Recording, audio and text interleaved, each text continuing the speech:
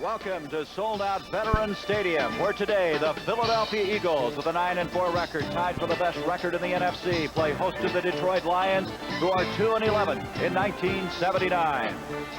Hi, everybody. I'm Gary Bender with Sonny Jurgensen, and the Eagles can clinch at least a tie for a wild card berth with a victory today. They've won 3 pressure-packed games in a row, and Sonny, one reason they haven't committed a turnover in those games. And I think the pressure's on them here again, Gary, today against the Lions. Dick Vermeil feels that the Lions football team, underrated football team, their record doesn't indicate how good they are. He feels they're a superior team, and the team they struggled against last week, the Green Bay Packers. Now the Lions are coming off of that impressive win on Thanksgiving against the Chicago Bears, and while the Eagles haven't committed turnovers, the Lions have 39 this year. Well, I tell you, that's what plagues a bad football team.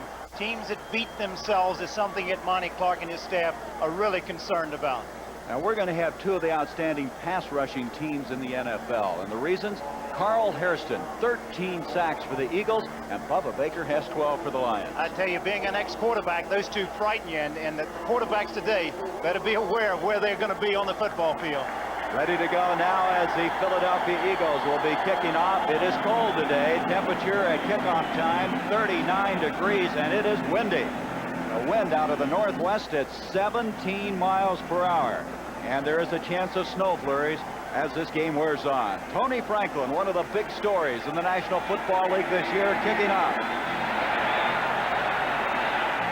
And this will be John Arnold.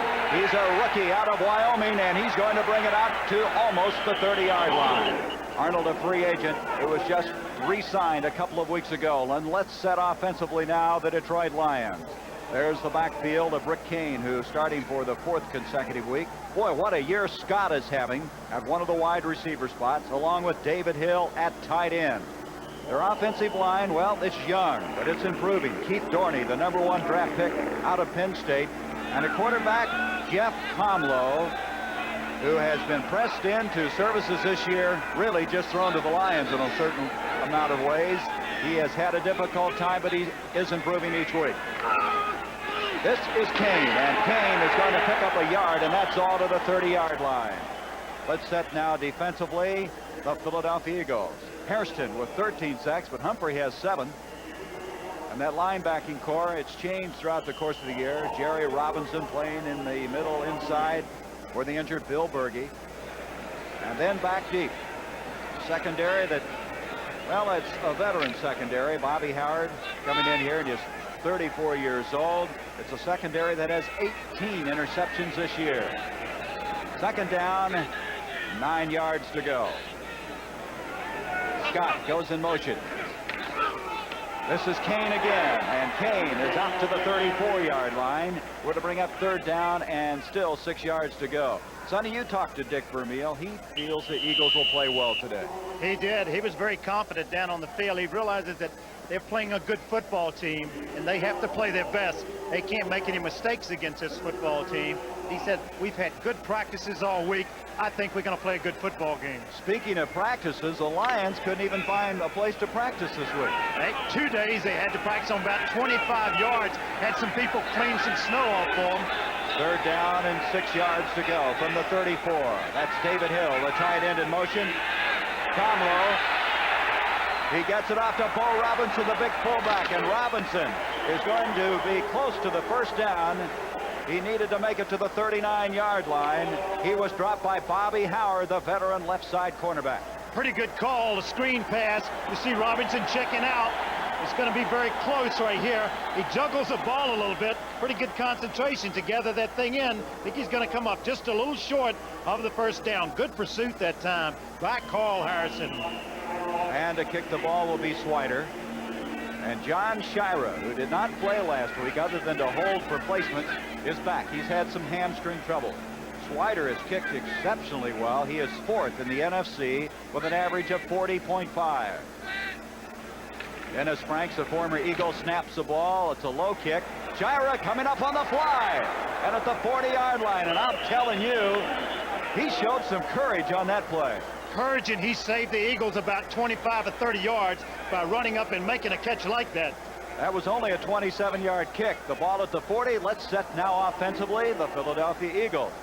Sonny, we said an awful lot about Montgomery this year. What a tough customer he is. And I think Harris came into his own. He became a Philadelphia Eagle last week. Carmichael with 44 catches. And there is that offensive line.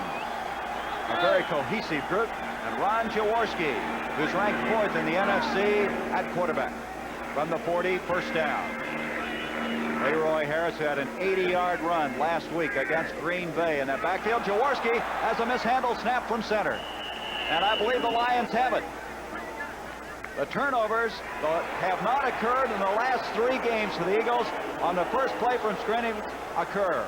The very first play, you saw the ball come right through Ron's hands, went straight up in the air, and Detroit comes up with it. It's hard to see who gets on the ball. Looks like James Harrell, a linebacker, came up with it. And the one thing the Eagles didn't want to do is make mistakes. First one in 3 games, right? Isn't that something? They played errorless football 3 consecutive weeks against Dallas, St. Louis, and Green Bay. And the first play from scrimmage, they bobbled the snap. At the 40-yard line, the Lions with an excellent opportunity. Scott goes in motion. Comlo, he's looking to Scott, and Scott has the catch. He's out across the 35, inside it to the 34-yard line. Bernard Wilson, a free safety over there defending on the play. Scott, by the way, that is his 50th catch of the year. He's having his best year ever. I see, looking at the stats here of Comlo, well, he's had an outstanding year. He's closing in on some rookie records. I see that Ron Jaworski got Marius Europa practicing the snap on the sideline right now. It is cold, and that has to be something that concerns him on that snap. Second down, 4 yards to go. You see where they line Hill up that time, the tight end, and here's Rick Kane, and he has the first down. That was an interesting formation. They had David Hill lined up right behind the offensive line. They put him in there for blocking purposes. They get an extra blocker by bringing him up, and that's exactly what he did. He charged in there on Charlie Johnson. Looks like Jerry Robinson made the tackle. It's a first down, though. Boy, at Rick Kane, he's been a tough customer. As we said, he's starting for the 4th consecutive week. He's always had trouble holding on to the football, but he evidently has alleviated that problem. First down, just inside the 30-yard line. Scott goes in motion to the bottom of the screen. A give to Kane, and he'll go nowhere. Excellent reaction that time by John Bunting, number 95. Also getting up from underneath was Randy Logan. Boy, that Logan really came in low and stuffed that play. Talking about Rick Kane fumbling, I think a lot of that had to do with his coming off the bench cold, coming into the game, and then just being handed the ball and not really having a feel for it. I think starting for him has really helped him hold on to that football. Leonard Thompson has checked in at wide receiver for the Detroit Lions as Gene Washington comes out. Second down, 10 yards to go. That's Scott in motion again. Inside handoff to Robinson, the big fullback out of West Texas State, and he may have gotten a yard. Robinson, been a very impressive rookie. He was their 3rd-round draft pick. He missed 3 starts because of fractured ribs. Boy, good defensive reaction. It's a misdirection play. You see backs crossing. They come out with a little trap block. Wally Pursuit came out and tried to make a block there, Dorney. But you see how they got him up in the air. The Eagle defense is tough. 3rd down, still 9 yards to go. Gene Washington checks back in. Thompson goes out. Scott and Washington flanked wide. Kane, Robinson, the running backs on a 3rd down for Comlo. That ball closest to David Hill. Pretty good defensive work that time by Randy Logan and also Herman Edwards. Just couldn't find anybody open. It'll bring up a 4th down for the Lions. Now, Benny Ricardo, his longest field goal of the year for Detroit is some 40 yards. He's done very well inside the 40. He's hit 7 of 9. Discussion going on, and he will come in and attempt the field goal. Scott Hunter will hold. What's he got? 1 out of 7 over 40, right? He's had a difficult time, but inside the 40, he's been tough. Well, did you see that Eagle defense when they picked up Robinson? Looked like they were going to make a wish and start passing out legs and arms or something. The defense has been tough. It's 5th overall. This will be a 45-yard field goal, so it'll be the longest of the year that Ricardo will hit if he is successful. And that kick is going to be short. He had good direction on it, but it is short. A 45-yard attempt. doesn't find the mark. And after the turnovers, the Eagles defense is able to hold off the Detroit Lions as we'll come back at the 10:07 mark of the first quarter. Ford 79 countdown clearance is underway. Your Ford dealer is receiving allowances and additional cash incentives that he can pass on to you now when you buy selected new 79 Ford cars and trucks. It could add up to $400 on V8 Mustangs and pickups, $600 on LTD, over $1,000 on Heritage Thunderbirds. See your Ford dealer now. Ask him about the $400, $600, and $1,000 better ideas. You survey where the land is wild and unforgiving, filling in empty places on maps that until now have been almost unknown. But now comes Miller time. Time to head for the best tasting beer you can find, Miller High Life. If you got the time, we've got the beer. Miller Beer. Miller Beer. And here's a very important football game. Washington, a game behind the Eagles. They've jumped on top of Green Bay. Heisman to Ricky Thompson, a 20-yard touchdown pass. And now the Eagles, who've had only one play from the line of scrimmage and that precipitated a fumble, have the football at the 28-yard line after that missed field goal attempt by Benny Ricardo. Bubba Baker at the bottom of your screen defensively moving, getting back. Carmichael, who has a string now of 109 straight catches or games with at least one catch. Couldn't get high enough for that one, even though he's 6'8". Looks set defensively, Detroit. Gallagher is playing in there as Cleveland Elam is out for the year. And Bubba Baker has 12 sacks. He had 4 Thursday against the Chicago Bears. Linebacking, well, look at that young linebacking core, would you? All rookies. And back deep, a change. Jimmy Allen has been moved over to free safety. They moved Jimmy Stewart to the strong safety and moved Hunter out to a corner. Robert Montgomery. Good cutback runner, but nothing going on that play either, and it'll be 3rd down and 10. This telecast is presented by authority of the National Football League and is intended for the private use of our audience. Any rebroadcast or other use of this telecast without the express written consent of the Philadelphia Eagles and the National Football League is prohibited. 3rd down, 9 yards to go. Here we have one other change on that defensive roster. Starting in there, Ed O'Neill was playing in place of John Brooks. He started the game, and John Brooks has just come in on 3rd down. Brooks is playing with a bad elbow. He dislocated that elbow. So some changes defensively for the Lions. They've had all kinds of injuries. They have 22 free agents playing on this team at one time or another. Here's to Leroy Harris, a 1st down catch to the 40-yard line. Ron Jaworski was dumped, but he got rid of it to Leroy Harris. That's his 19th catch of the year, and the Eagles have a 1st down at the 40-yard line.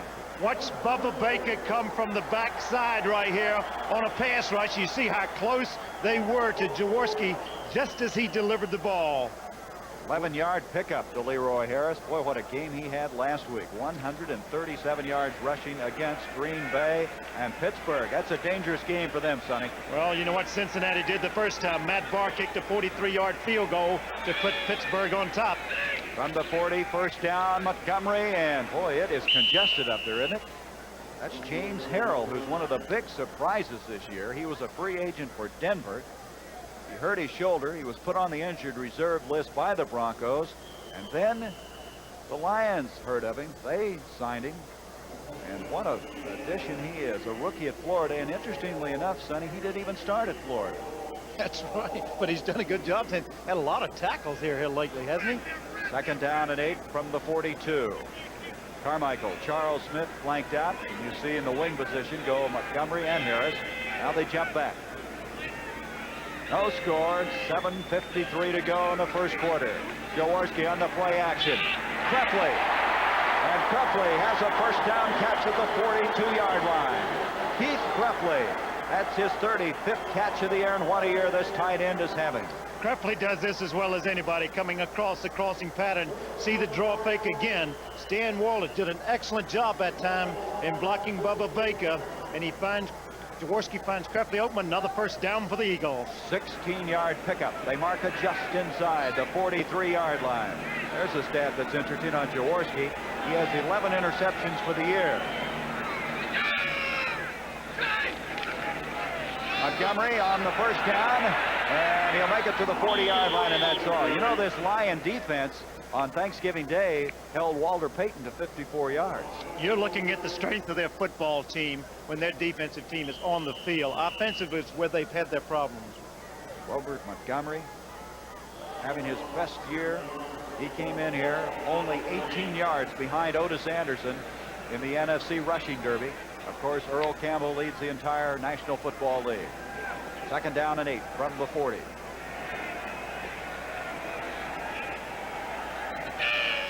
Baker jumping off. Did he get back? No flag. Jaworski.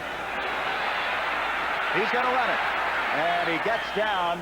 As coming up was Ken Fantetti, the rookie from Wyoming, their second-round draft pick, who has really come on after moving him to the middle linebacking spot. Earlier in the year, he played outside and just didn't perform that well. They seem to like him inside. What's this, his 6th start, I guess, huh? That's right, 6th straight start. It's now 3rd down and 6 for Philadelphia at the 38-yard line. Billy Campfield will now check in. Leroy Harris exits for the Eagles. The Eagles could clinch a wild card playoff berth with a win here today, and before the day is over, they could win the Eastern Division if Washington and Dallas would lose. So it's a big day for the Eagles. The Lions last week breaking an 8-game losing streak, defeating Chicago. Jaworski back on 3rd and 6. Look out. And they're going to blow that one dead, and that's Ed Rule in the grasp and control. Good pressure put on that time by Dave Purifoy, and the sack back to the 50-yard line. That is 33 sacks this year by the Detroit Lions. Well, you got to give that secondary a lot of credit, too. Excellent coverage that time. You know, they've really had to juggle that defensive team. What do they have? Something like 23 free agents on the team, 13 people on injured reserve.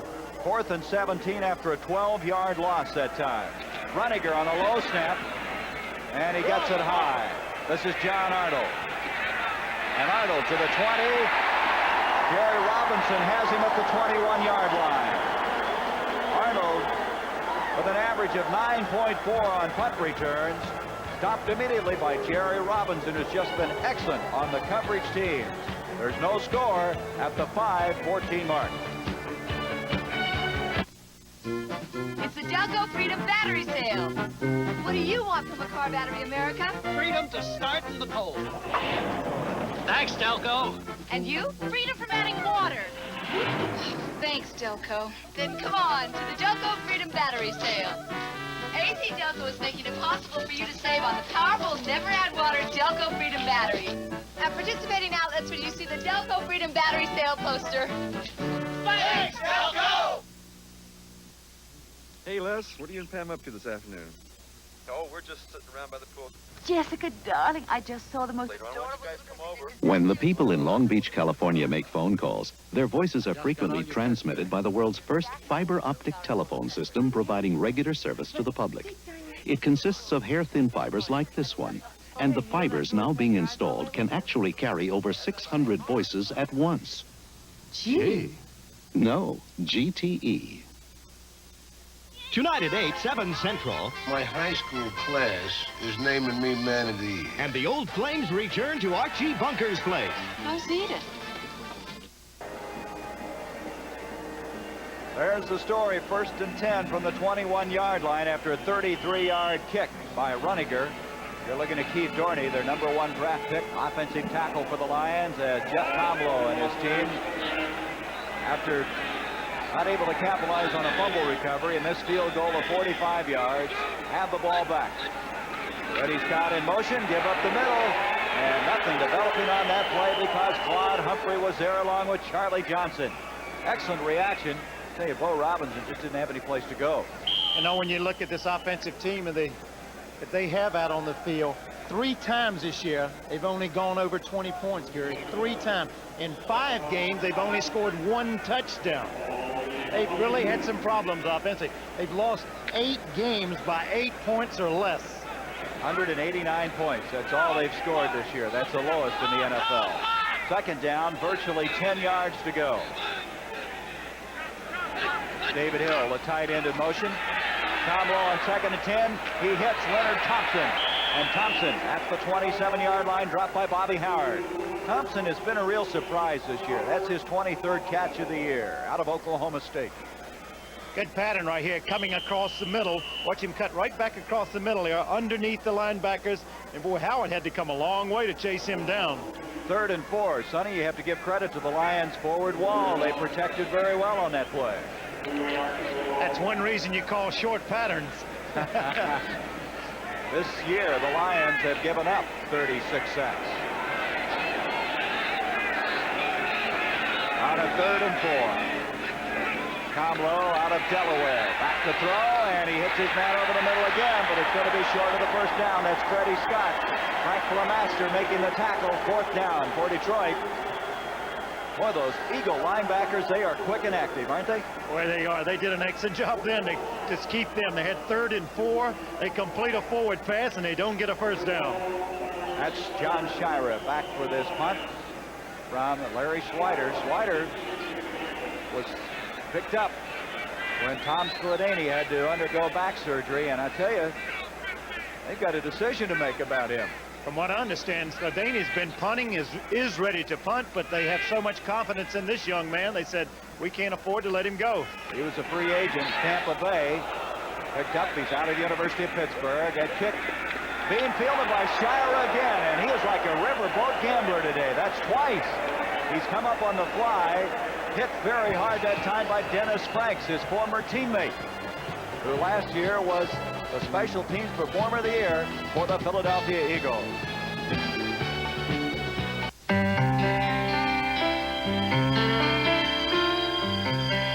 This is John Kruger. He owns a small drugstore in Claremont, New Hampshire, and he bought an IBM computer to help him run it. Today, with the price of computers coming down the way it has, even a small business like mine can afford one. John Kruger's IBM computer automatically prints out prescription labels and receipts.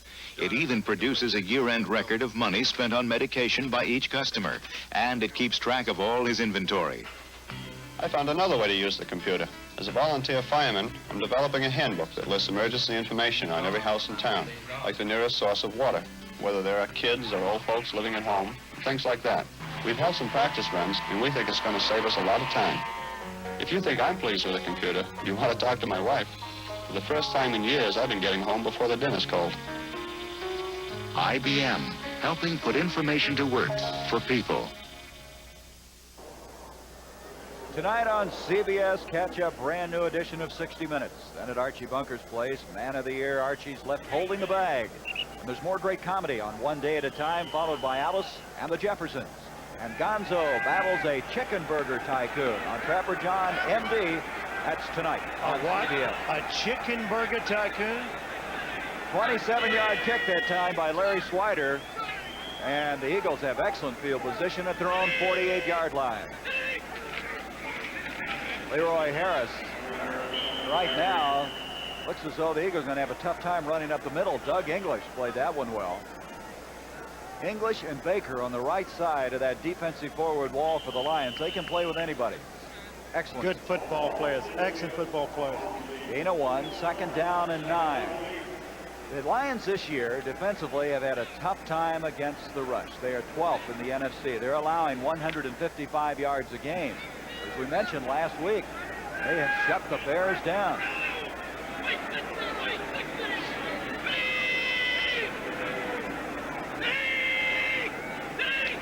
On a 2nd and 9. Baker putting some pressure on. Jaworski stepping up. Purifoy hits him. And the pass intended for Krefli. Jaworski getting rid of the ball as Dave Purifoy was on top of him. You can see the silver rush of Detroit is causing some problems. You're looking at a good offensive line, but you're looking at people that just do pass rushing as well as anybody. What a classic rush that was to go outside. Stan Walters is an excellent offensive tackle, and Baker is beating him to the passer. Well, you got two All-Pros going against each other. Walters in the Pro Bowl as well as Baker. It was Purifoy that eventually got to him. Last year, they had 55 sacks. Jaworski to throw on 3rd and 9. Carmichael And he has a first down catch at the 29-yard line. And he keeps that streak going. He now has a streak at 110 consecutive games with at least one catch. The old record was 105 by Danny Abramowitz that he broke earlier this year. What a nice throw that time by Jaworski. And Walters did a good job that time on Baker. Baker tried to go inside on the rush. He picked him up, gave Jaworski time to deliver the football. At the 29, a first down for the Eagles. That was a 25-yard gain that time. Carmichael, what a year he's had. 9 touchdown catches, which ties his career best. On the first down, Jaworski. Intended for Harris. Leroy Harris couldn't find the handle. Again, it was Purifoy and English putting some pretty stiff opposition up front. And it's something that unusual, Gary, that we've seen Jaworski make some excellent throws up the field. The 2 throws he's had to throw laterally, he overthrew Carmichael the first pass he threw in the game, and then he misses a little easy throw there. They're the kind of things that are just give-ups. They're very easy to complete. Surprised that he missed them. Well, in that St. Louis game, he started out overthrowing everything. But he has still gotten the job done this year for Philadelphia. 2nd and 10.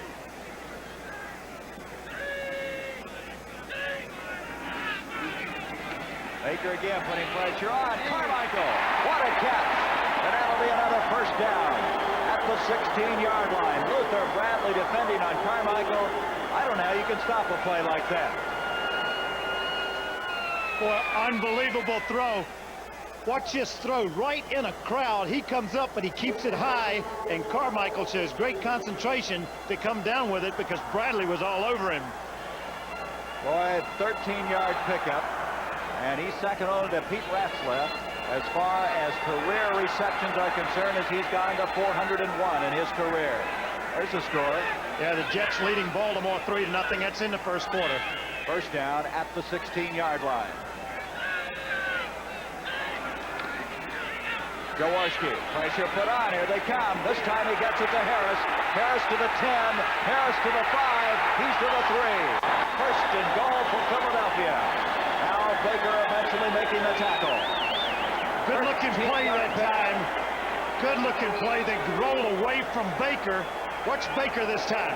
They roll away from him. He's going to rush in a pass that Jaworski rolled away. He recognizes the play, then has to react to it. Walters again throwing at him. But you're looking at a good football player to chase that all the way down the way he did. Boy, he gets around, doesn't he? 6'6", 260-pounder. First and goal at the 3-yard line. 7 seconds left in the first quarter. Jaworski gives to Montgomery, and Montgomery didn't get in. And that's going to end our first quarter here at Veterans Stadium.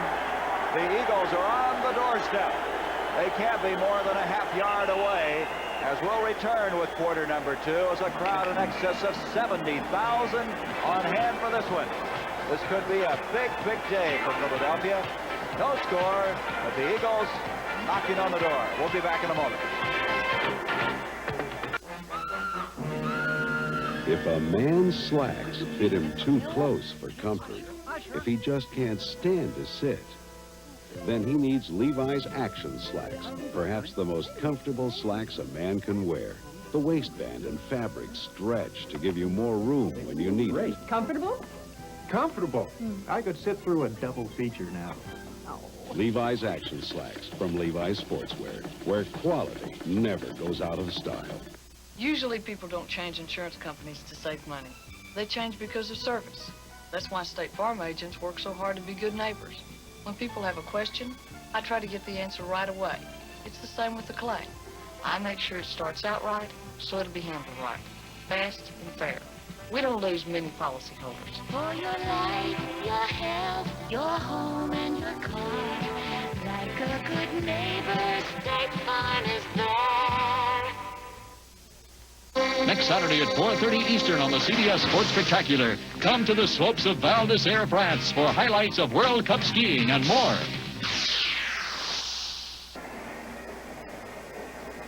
We come back to start the second quarter play. I'm Gary Bender along with Sonny Jurgensen. The Eagles have a 2nd and goal at the half-yard line. No score. For this last drive, you can see how important Harold Carmichael is to this Eagle success story. 2 real big plays. Fine catches, good throws by Jaworski. They need to come away with points. Trefli and Spagnola, both tight ends are in on this goal line play.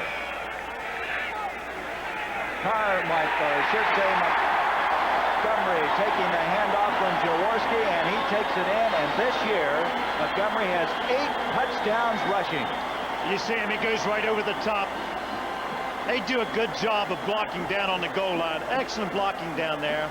Woody Peoples, all of them. Up front, well, that's where that battle is won when you get in like that. They have a veteran offensive line. Peoples at 35 years of age. Wade Key at 32. They're just little kids.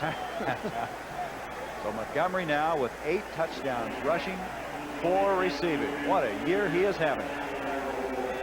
Tony Franklin to attempt the point after. Shira to hold. Tony Franklin now has hit 28 of 30 PATs in 1979.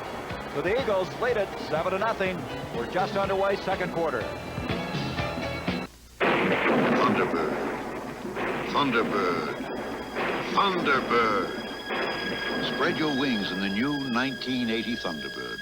Introducing a Thunderbird of new contemporary size that shows its elegant heritage wherever you look. Outside, inside.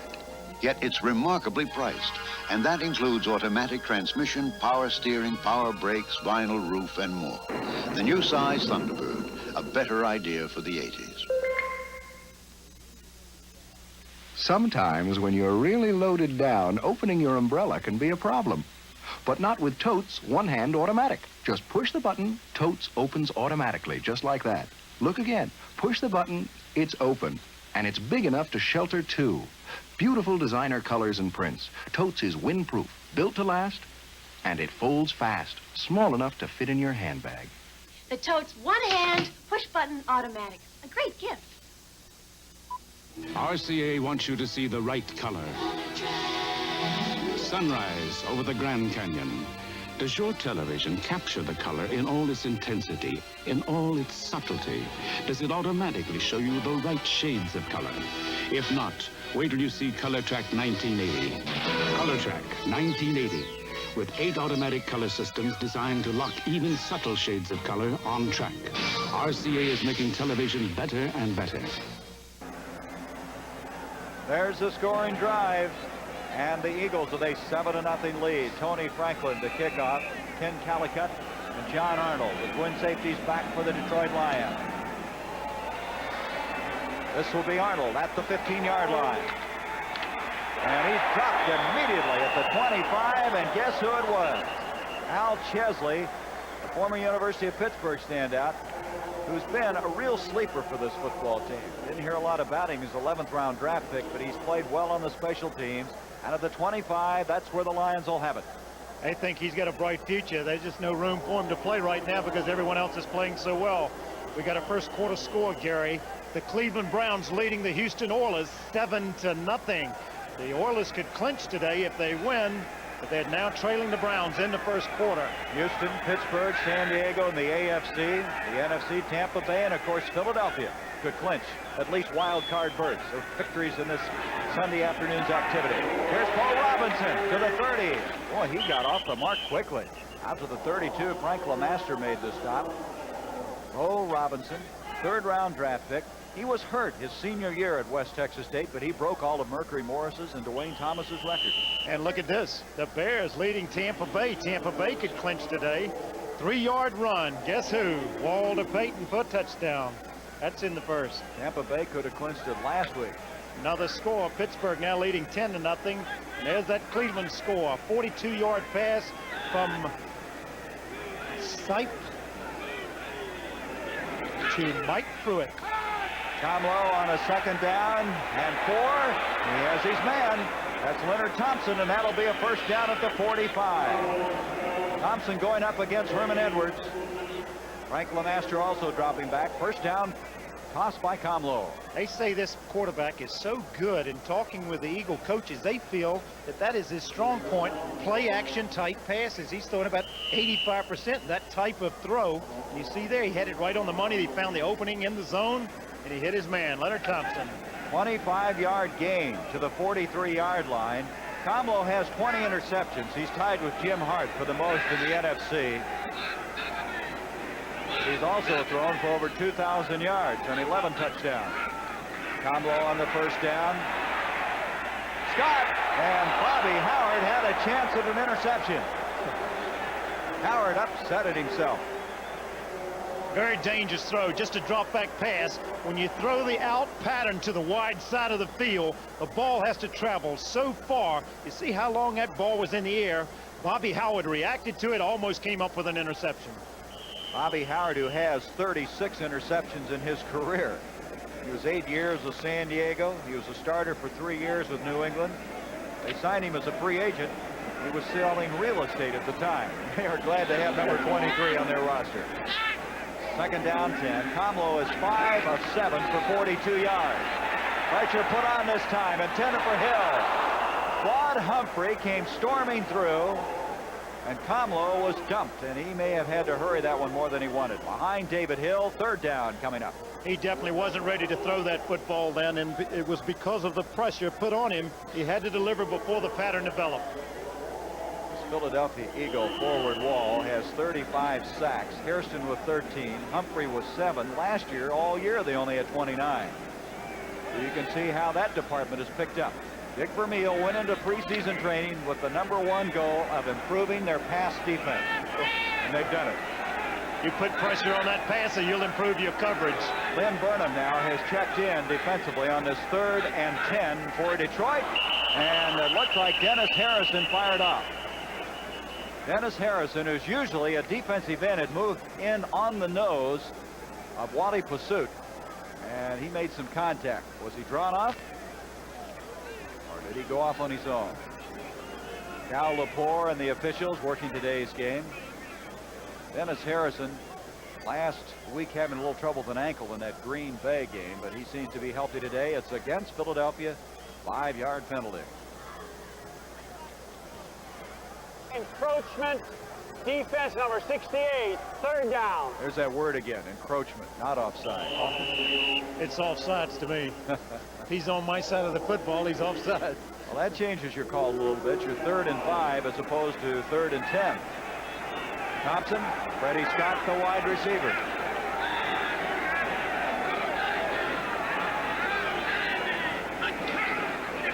Comlo. He's trying to connect with David Hill, but nothing doing on that play. Did you see Reggie Wilkes run with him out there? We knew he could run. The linebacker out of Georgia Tech was with Hill all the way. I tell you, did you see Comlo disappear this time as he delivers the football? Watch Dennis Harrison come in. Good pass rusher, really working, doing a good job. Bollinger did a good job blocking him at time, but a lot of green shirts around Comlo. Carl Hairston did not play last week. The only game he's missed, he's had an abdominal muscle problem. But he, as you can see on that play, is back full steam. 4th down 5. Shira back for this kick from Larry Schweider. Schweider's had a tough time today. A 27 and a 26-yard boot. He's going to try to go for the corner. Shira indicating the fair catch. 2 Eagles are down there in the corner.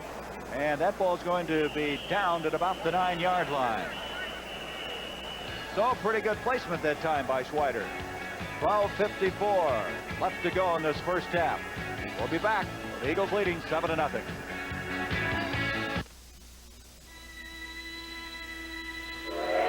When the only sound is the frozen silence of winter, you go to work. Clearing a long, thin slice of track through a land where nothing moves except you. And when you've finally thrown the last mountain of snow back into the sky, you can head for home and Miller time. Miller time.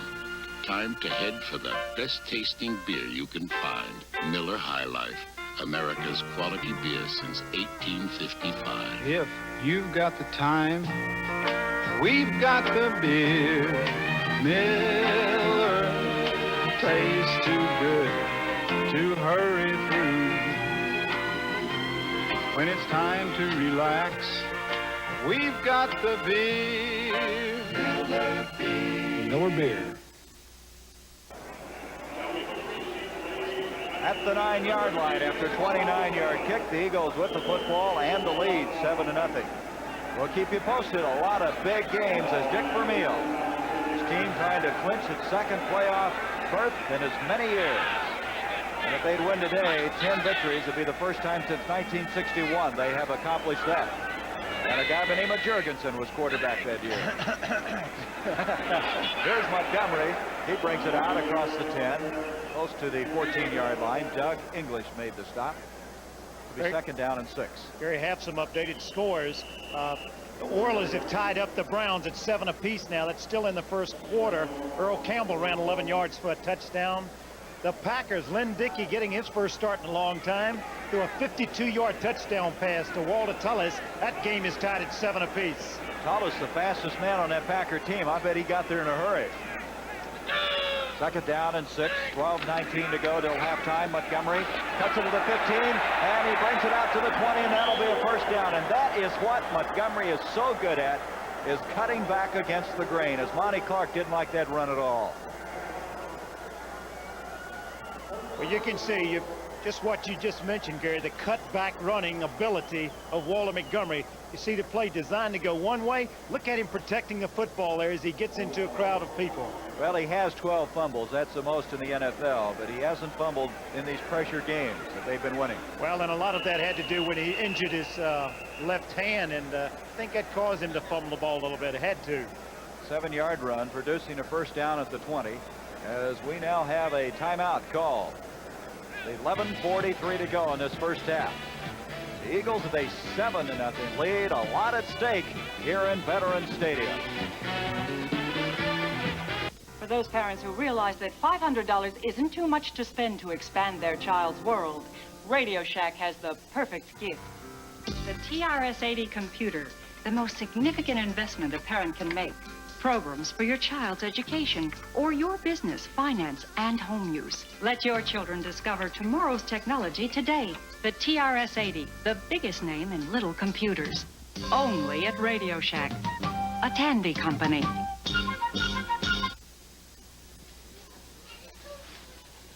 Yo! Oh, excuse me. Excuse me. He's not too bad, except for those stale clothes. Wonder how he'd look in something fresh like pleated Hager slacks. Or a wool Hager sport coat and slacks.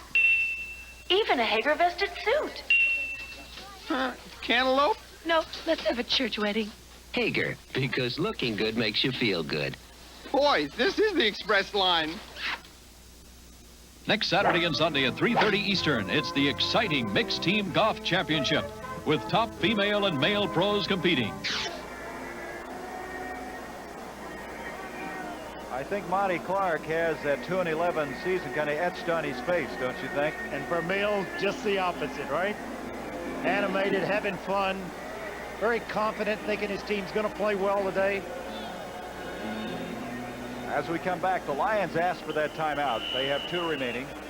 At the 20-yard line, first down, Philadelphia. Boy, and the Steelers are getting revenge on Cincinnati. It's 17-0 now in the second quarter.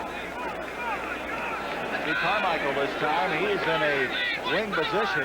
Only one receiver split out wide. That's Charlie Smith. 11:25 to go, second quarter. Jaworski's going to try to hit Smith. He does. Smith in open field to the 30. He's going to bring it out to the 40, to the 42 for the first down. That was an interesting play, Sonny. How they had everything loaded up on this side and went to the far side of the field. Well, he did. The thing is, he had to be very careful with this football. You see the back going away. Montgomery, he has to throw around a linebacker that time, and he gets blocking. Stan Walters coming out, throwing a block. Wade Key out in front of the play, and a good piece of running by Charlie Smith. Charlie Smith now with 24 catches for the year. They're going to mark it at the 41. First down for Philadelphia. Yeah, Smith this time at the bottom of the screen, and Carmichael put out at the top of the screen. 21-yard gain on that play. This is Montgomery. Montgomery all the way out to the midfield stripe. About a yard short of the first down. James Harrell tripped him up. What a tough customer number 31 is. Boy, watch him find this daylight right here. You see Peoples coming around throwing a block, making a good block on the linebacker, and then Harrell comes over and knocks him off his feet. Good piece of running again. Sonny, I guess the best way to epitomize how effective Montgomery is, he's 38% of the Eagles' offense. Oh. You don't want to lose that horse, do you? Came in here just short of 1,300 yards rushing, an Eagle record. Only Eagle in history to have back-to-back 1,000 years. There's Montgomery, and he has the first down. Al Baker made the tackle. A lot of things has made this Eagle team successful. Number 31 is one of the big reasons. And I think more importantly, Sonny, it's what they talk about all the time, that Eagle personality. They play so well together. They just think they're mentally and physically tougher than the other guy. They work hard, too. It's the type of team that enjoys working. There are no complainers on this football team. And when you work hard and you go out and play well on Sunday, you don't mind. If you're losing and you've had to work hard, it makes it a little tougher. First down at the 48-yard line of Detroit. Jaworski on the throw on the first down. Quickly, almost an interception was Jimmy Allen. Jimmy Allen tried to time that. The ball waiting a little too long to get there. I think you're right. The ball hung a little bit on Ron. He had Krepke open earlier. But watch your throw here. He takes something off because he is throwing down the middle. Just a little soft throw. And you see how close Allen was to making an interception. Jimmy Allen, he is the leader of that secondary. He has 3 interceptions this year. As we mentioned, he's playing a free safety spot. Usually he is the strong safety. Eagles already with 10 first downs in this game. They have a 2nd and 10. Boy, that was close going either way, wasn't it? Jaworski, pressure put on. Gets it off to Harris, a flag on the play. Harris to the 40, has a first down to the 30, and Harris all the way to the 26. But as we mentioned, a penalty holding against the Eagles. So Philadelphia will have to move it back. Harris seems to be getting more and more confidence every year and every game, because last week the 137 yards, they say he's had to play himself in shape here with Philadelphia since coming over from Miami. That's right. Little different training camp under Vermeil. He missed that, and since then I think he has improved, and each week he seems to be getting better feel for what he's doing. Holding, number 72, offense on a takedown or down. Takedown? This isn't wrestling, is it? What do you mean a takedown? That was Wade Key. There's the Jets in Baltimore. They're deadlocked. Of course, Burt Jones is out for the rest of the year. 2nd down now, 20 yards to go for Philadelphia. There's Dick Vermeil, his team with a 7-0 lead.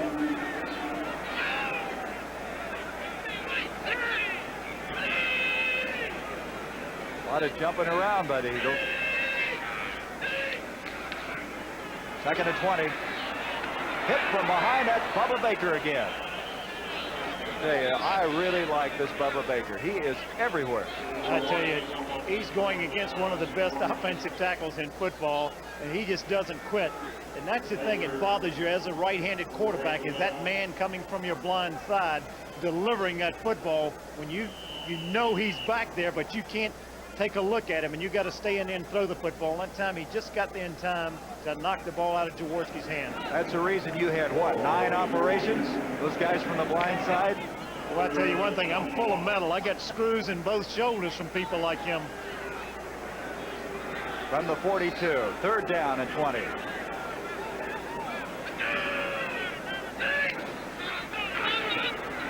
This time it breaks down again, but he gets it off to Montgomery. To the 45, the 40, and he has a first down.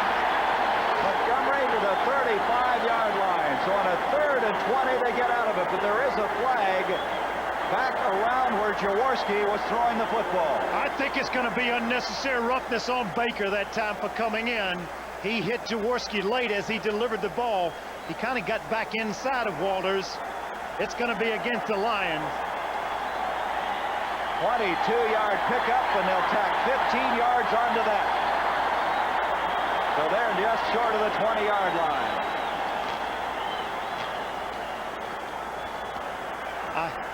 Personal foul, roughing the sir. 6-0 defense. First down. Roy Jaworski was hit as he released it. Let's pick it up and show you what happened. Well, you can see right behind Ron Jaworski going back. You think it's fun standing back there when people are coming at you. You see what he does. I think he gets him a little high is the reason they call a thing. Hit him up on his helmet. You can't do that. You have to hit below the shoulder pads. So, 22-yard pickup, a 15-yard penalty, and the Eagles are in excellent field position. 7-0. Philadelphia with the lead. That's Smith in motion. He's picked up by James Hunter. Jaworski wants to throw on first down. Preppley! He almost had it. Keith Preppley, who has 3 touchdown catches this year, having his best year ever, had a real crack at that one. Boy, he makes a good throw here, just out in front of him, just a hair too much. But he has good time, good protection this time to throw the ball. And you see how close it is to being a touchdown. Is it too far? Oops. Just got one hand on it, didn't he? Boy, that ball just seemed to kind of fade away there or something. Well, when you throw him back across the green like that, you got to make sure that you overcompensate and get the ball out in front of the man. 2nd down, 10. Preppley had so many big plays this year. If you don't, Gary, you're making a lot of tackles as a quarterback. You head to the sideline, right? Jaworski in a throw again. This time it's Carmichael. Touchdown. Harold Carmichael, and that is a career high for him in a season. 10 touchdown catches. He had 2 last week. I think that's a replay of the same type of pattern he scored against the Packers last week. They put him in a slot formation. He runs a cornerback with a man trying to press. What do? You throw the ball high to Harold Carmichael, and he makes it look easy. What a day he's going to have.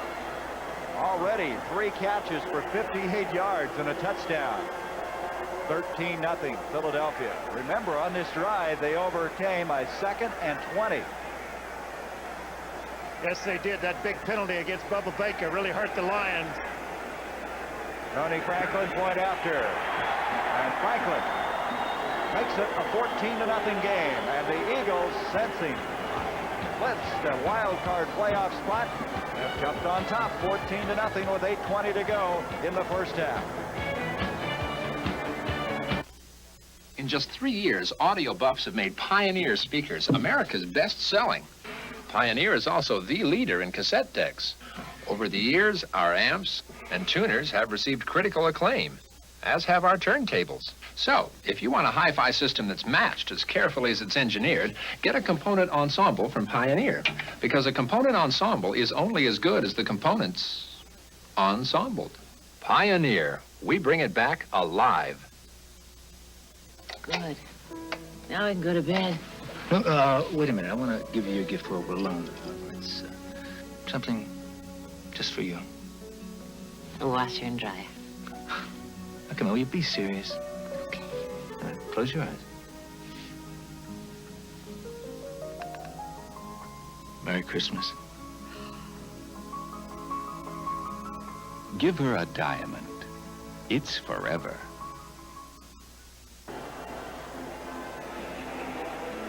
Well, the Eagles have a 14-0 lead. Franklin will be kicking off to Calicut and John Arnold. Dick Vermeil thought his team would play well, Sonny, and they haven't disappointed him thus far. Here's John Arnold.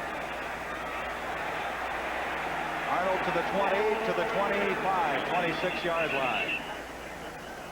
Let's go back now on that touchdown pass to Harold Carmichael. Watch James Hunter come up. Hunter comes up and tries to play him right at the line of scrimmage. He beats him very quickly because of the big strides he's got. And you see there, perfectly thrown pass. Nothing Hunter could do because the ball is up and away from him. 10 touchdown catches. We said that's a career high in a season for this guy, who's averaged 7 a year for the last 7 years. What a career he is having. 3 for 58 today. Bo Robinson brings it out to the 29-yard line. This Philadelphia team won 6 of their first 7. Then they went into a 3-game losing streak, and Sonny, they had pressure games. They defeated Dallas, St. Louis, They defeated Green Bay. Today, of course, this is a pressure game. Interesting to me how they turned that 3-game losing streak around. And they seem to play better each week. From the games that we have seen them in, Gary, they're improving each week. They want to be in the playoffs again. They want to win their division. 2nd down and 7. Conlow, this is Dexter Bussey, and end around reverse to Leonard Thompson. Didn't fool anybody. Reggie Wilkes is back there. Also Frank LeMaster. And you had the feeling that Philadelphia knew that play before it even started. You're trying to make something happen offensively. You go to gadgets sometimes, hoping to make a big play. Philadelphia stayed at home that time and just waited for the play coming back to him. You can see it. Watch Reggie Wilkes. He stays right at home. What he actually is doing is picking up the offensive lineman coming out to block him, and he realized that the reverse was coming. Boy, you get the feeling, I said it earlier, that Philadelphia was in the huddle. They were there, Carl Hairston first, and of course Wilkes. And so, as an end result, is now 3rd down and 16 yards to go. 6.5 minutes to go in this first half. Conlow, long yardage. Bussey, the intended receiver, John Shira, had a crack at the interception. I don't think Shira saw the football. Shira is playing the man right here. He's trying to play the back coming out of the backfield instead of the football. If he's playing the football here, he makes the interception because it hits him right in the arms. This crowd of better than 70,000 is very excited as the Eagles with a 14-0 lead, and to kick the football is Schweider at the 6-yard line. The man who just about had the interception, Shira, back. Shira's had the hamstring trouble. They've had Wally Henry and John Shira hurt. There was some talk that Henry could play today. They were going to take a look at his Achilles tendon problem. Here's Shira at the 45.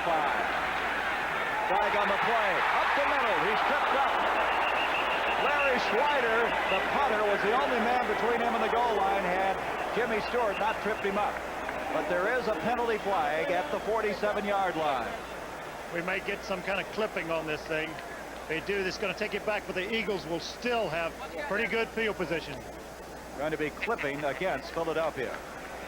That was a 34-yard punt. I tell you, Shira on 3 punts, he acts like he likes to return them, doesn't he? He does. Wally Henry better get healthy in a hurry.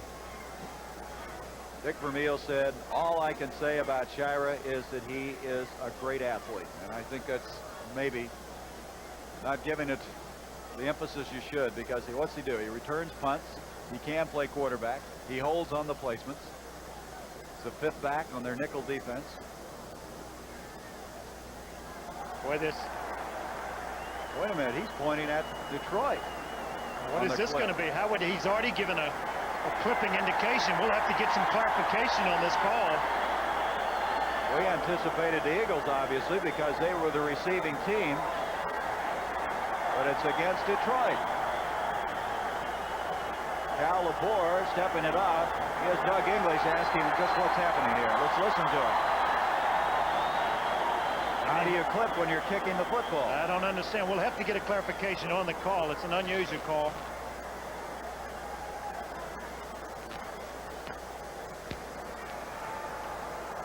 Personal foul on return number 27, defense of a 1st down. Okay, well, he gave a clipping sign the first time. Yes, he did, and he clarified it. Let's take a look at this. I don't know if we can pick up number 27, but we're seeing a good piece of running there, and as you said, a very alert type of play by John Shar that he's made on the first 3 punts. 27 is Luther Bradley. So the Eagles, boy, what a position they're set up in now. It's the 23-yard line. It was about a 40-yard difference as far as where they were going to have the football. The Eagles with a 14-0 lead. 6:20 to go in the first half.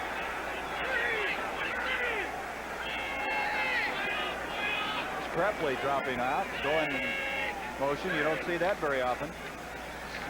Montgomery, and he makes it to the 20 and another flag. Hey, what, Gary? There is a flag on this play.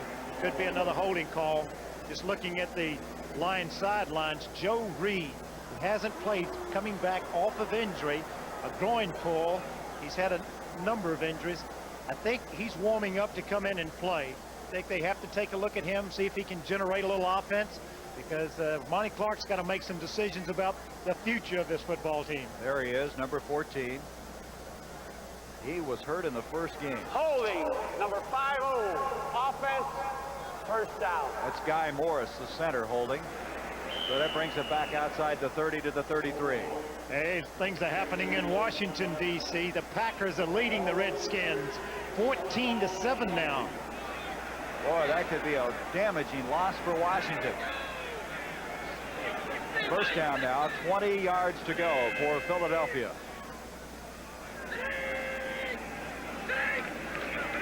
Little delay to Leroy Harris, and Harris isn't going to go anywhere. One reason is Bubba Baker. Bubba Baker, with the quickness that he has for a big man, just kind of danced around the block and made the tackle. The Lions have played the run pretty well so far. The damage has been on the pass. Doug English also putting some pretty good pressure on, so a loss back to the 34-yard line. It'll be second down and 22 yards to go. 5:47 at halftime. We'll be going to the NFL today. Brent, Irv, and Jane will update us on some big football games, as we have 19 of the 28 teams still in the running for a playoff spot. A lot of teams can clinch today, too. Right here, you're looking at one of them. There's pressure by Purifoy. Jaworski, John Brooks giving chase. Krepley. A flag has been thrown. Hunter defending on the play for Detroit. And it's going to go against the Lions. I'm going to give Jaworski a lot of credit for just getting out of a lot of difficulty. Boy, he did. Jaworski really showed good speed. He shows that he's healthy again. I think this is going to be an illegal touch. Beyond that 5-yard zone, some contact was made right from behind right there on Krepley, and it may have hurt his concentration. Penalty gives him the automatic first down, so things are not going well for Detroit. That type of, he was just trying to catch up with the football and his man that time and ran up the back of the legs of Keith Krepley. Give Krepley some credit for running around out there and getting open. First down at the 24 of Detroit.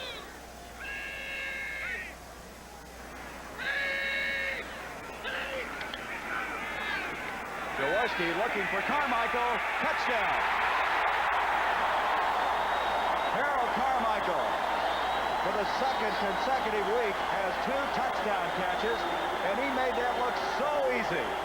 They had a blitz on. They were in single coverage. You see the linebackers coming. The Eagles picked it up, must have anticipated it right on the money, and he did make it look easy. He beat Luther Bradley by a couple of steps, and that's all you need. 24-yard touchdown grab by this 6'8" man from Southern University. Carmichael for the day now has 4 catches for 82 yards and 2 touchdowns. What's that? 57 career touchdown pass. A kick by Tony Franklin, and the Eagles are leading this game 21-0 with 5:15. Well, Dick Vermeil has said that the sign of a good football team is to win big, and they may today. Here's to good friends. Merry Christmas. Tonight is kind of Thank special. you, guys. Where do you think you're going? Merry Christmas. The beer will pour. Must say something more somehow. So tonight, Well, it's been a good year. Sure. Here's to good friends. Good friends. Can a 1980 Ford LTD priced about $7,300 ride as quietly as a $65,000 Rolls-Royce? Both were tested under identical conditions, over smooth roads, over rough roads, at 20, 40, and 55 miles per hour. And the LTD rode just as quietly as the Rolls-Royce. Incredible? Not for LTD, because LTD is so solidly built, so well engineered. Ford LTD, as quiet as a Rolls-Royce. Next Saturday on the CBS Sports Spectacular, it's highlights of World Cup skiing, plus highlights of the 9-ball pool championship, and a report from Yugoslavia on the Monty Parloff and Marvin Campbell fight.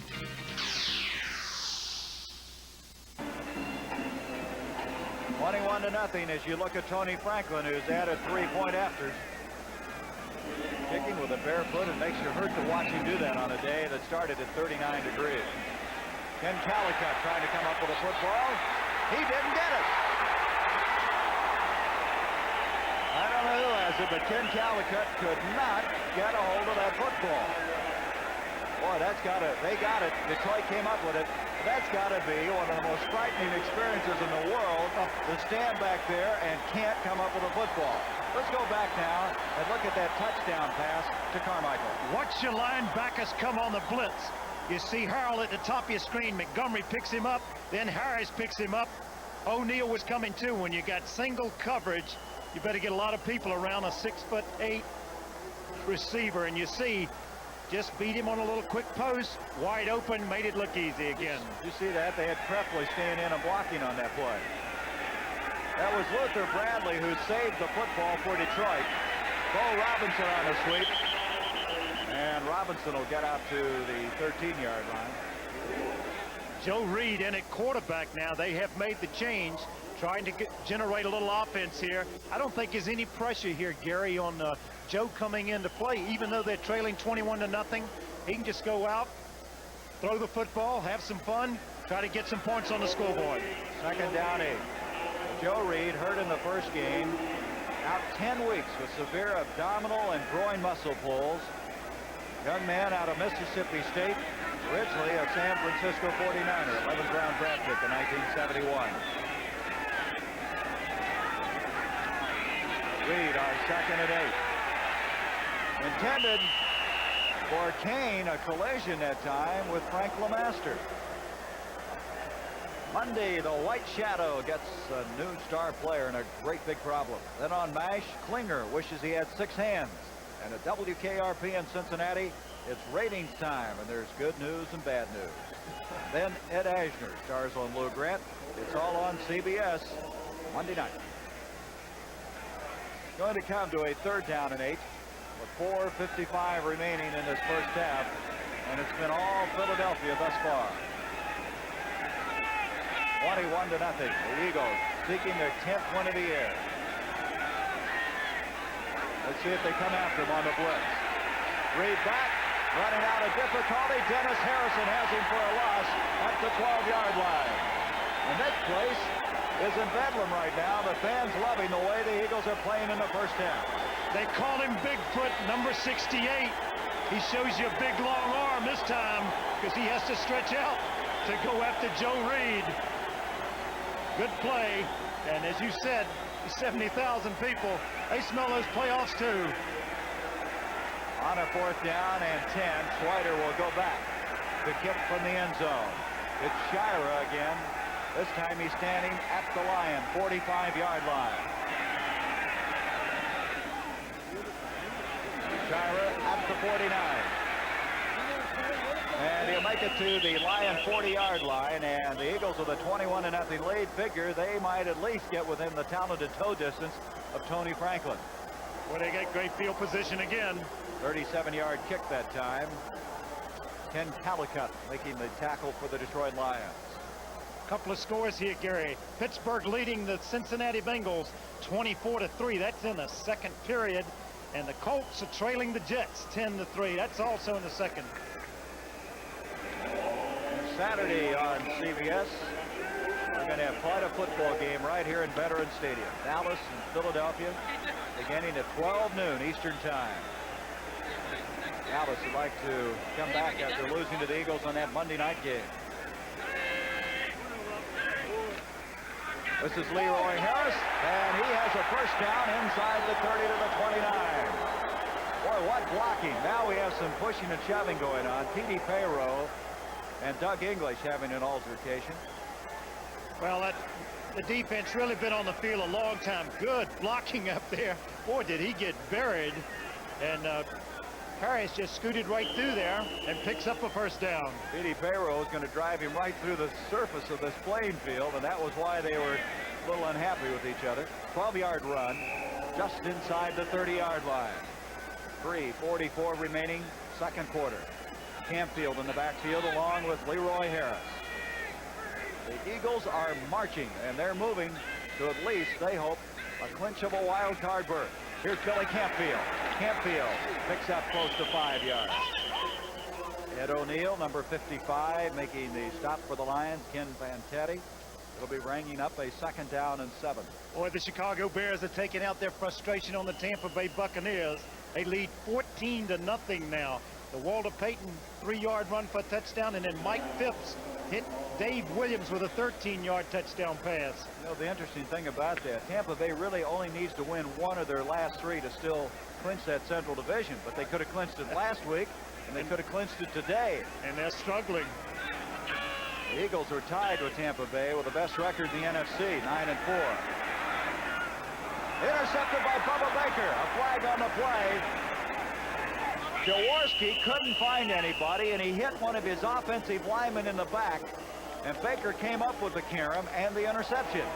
And I don't think it's going to count. There's going to be a penalty on the Lions. Isn't that something?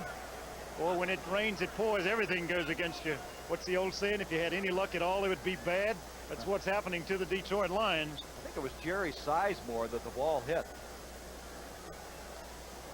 Have defensive pass interference? Let's wait and see. As Cal Lepore, his preliminary signal indicating that. Boy, that Baker gets around. He came over there and picked off that pass like a cornerback. He wants to play offense, maybe.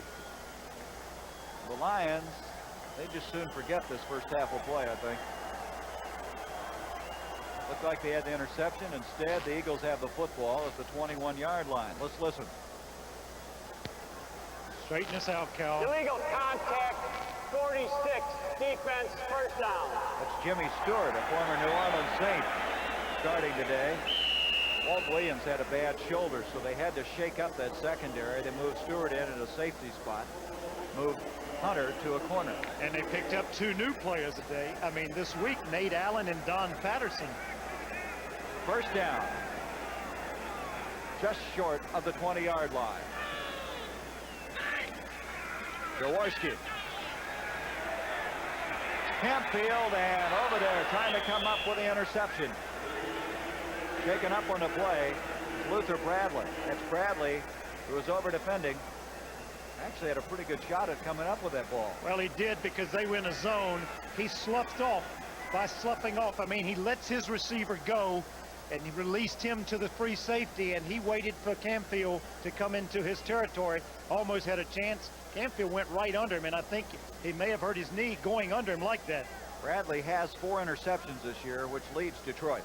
You can take a look at Campfield going out at the top of your screen. The ball thrown. I don't think that Jaworski anticipated Bradley being there, but you see the contact made underneath.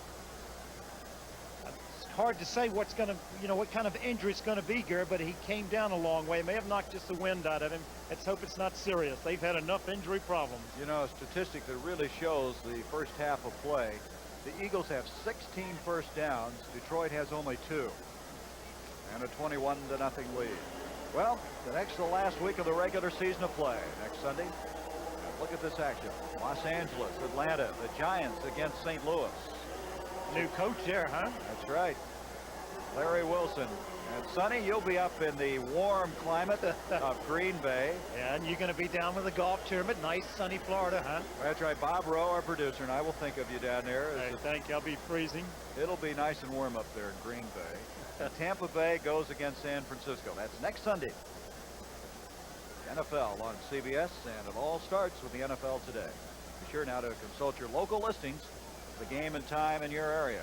Another second quarter score. The Jets leading the Baltimore Colts 13-3 now.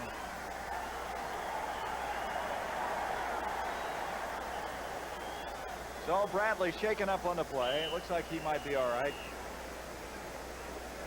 They don't have very many bodies left in that secondary. They have so many injuries. Walt Williams is in there now. Stewart, along with Jimmy Allen and James Hunter. 2nd down, 10. 2:35 left till the end of this first half.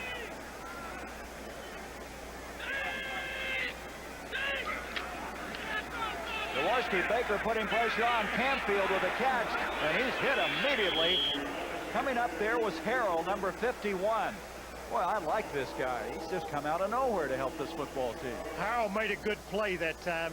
The man that made the play originally, though, was Bubba Baker. Coming in the face of Ron Jaworski, forced him to throw the ball much higher than he wanted to, had to loft the ball. Therefore, the ball didn't get to Camfield quick enough where he could make a decision where he wanted to run with it. Camfield looked like a center fielder trying to get under that ball, didn't he? Yeah, Baker got right up in his face. He had to throw the ball much higher than he He lost 5 yards on the play as the 2-minute warning is here. A loss back to the 25. It'll be 3rd and 15 for the Eagles when we return. The world's most advanced twin blade razors are only as careful, gotcha, as you are. The Norelco rechargeable rotary razor has 36 surgical steel blades, carefully protected by 3 floating heads and a unique shaving angle for a very close shave wherever you are, without a nick or a cut. The choice is yours. The close, careful Norelco rechargeable rotary razor, or 2 blades and gotcha.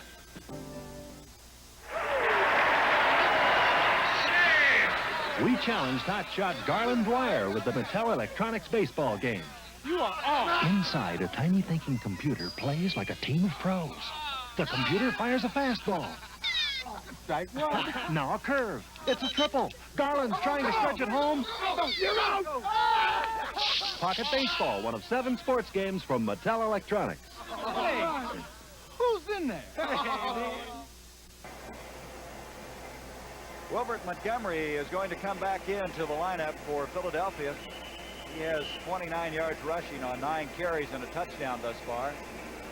The Eagles with a 21-0 lead, and Sonny, a field goal would make a lot of difference at this stage. He's going 24-0 as opposed to 21-0. Well, you don't want to pass up an opportunity to score points when you're down this close. So Montgomery has checked in with Billy Camfield. 3rd down, 15 from the 25-yard line. They were just resting Wilbert Montgomery. No injury difficulty. You're up 21-0, you can have that luxury. Look out. He gets it off to Carmichael. Carmichael with another catch to the 11-yard line. He's going to be short of the 1st down. Walt Williams made this tackle, and Harold Carmichael has set him up on 4th down and 1. Now, do you go for it or do you bring in Franklin? I don't know. I think you might go for it. You've been moving the ball. They're coming in with Spagnola and Harris. Hey, look at this score, would you? Green Bay leading Washington 21-7. Dickey really having a day. A 43-yard pass this time to Andra Thompson. Well, we saw Dickey last week come out and really spark that Green Bay team, and today he's picked up where he left off. Well, what a day Carmichael is having. He has 5 catches, 2 touchdowns, a total of 96 yards. I tell you, the thing that I've been impressed with the Philadelphia Eagles, preparation. They have had excellent preparation. Again, that time, the Detroit Lions came with a safety blitz. And when the safety blitz came, they picked it up. Jaworski was alert. It's something, obviously, they had been working on. The crowd here yelling because they just posted that Packer-Washington score. A loss by Washington today and a win by Philadelphia really puts the Skins in some difficulty. How about if Dallas loses, they win the division? They win the division. Dallas, of course, playing against the Giants. That game starting later. So they're going to go for it. 4th down, 1. A minute 37 left in the 1st half. They have to make it just about to the 10, just inside it. Here's Billy Camfield, a flag. He obviously has the 1st down, but a flag went into the air. Bob Beeks. I think that's going to bring on the kicking team. Bob Beeks, the official, tossing the flag in the air, and it's illegal motion against Philadelphia, so you know what that means. Tony Franklin. Looked like the right side of the line moved a little before the snap of the football. Costly penalty. I would say Franklin's percentages are not too bad this year. 17 of 24, longest of the year, 59 yards. He didn't kick one last week, but the previous week he was 3 of 3. He's 3rd in the NFC. John Spagnola coming in the game for the 1st time on that short yardage play. Didn't pick up the count, left a little early. Costs the Eagles a first down.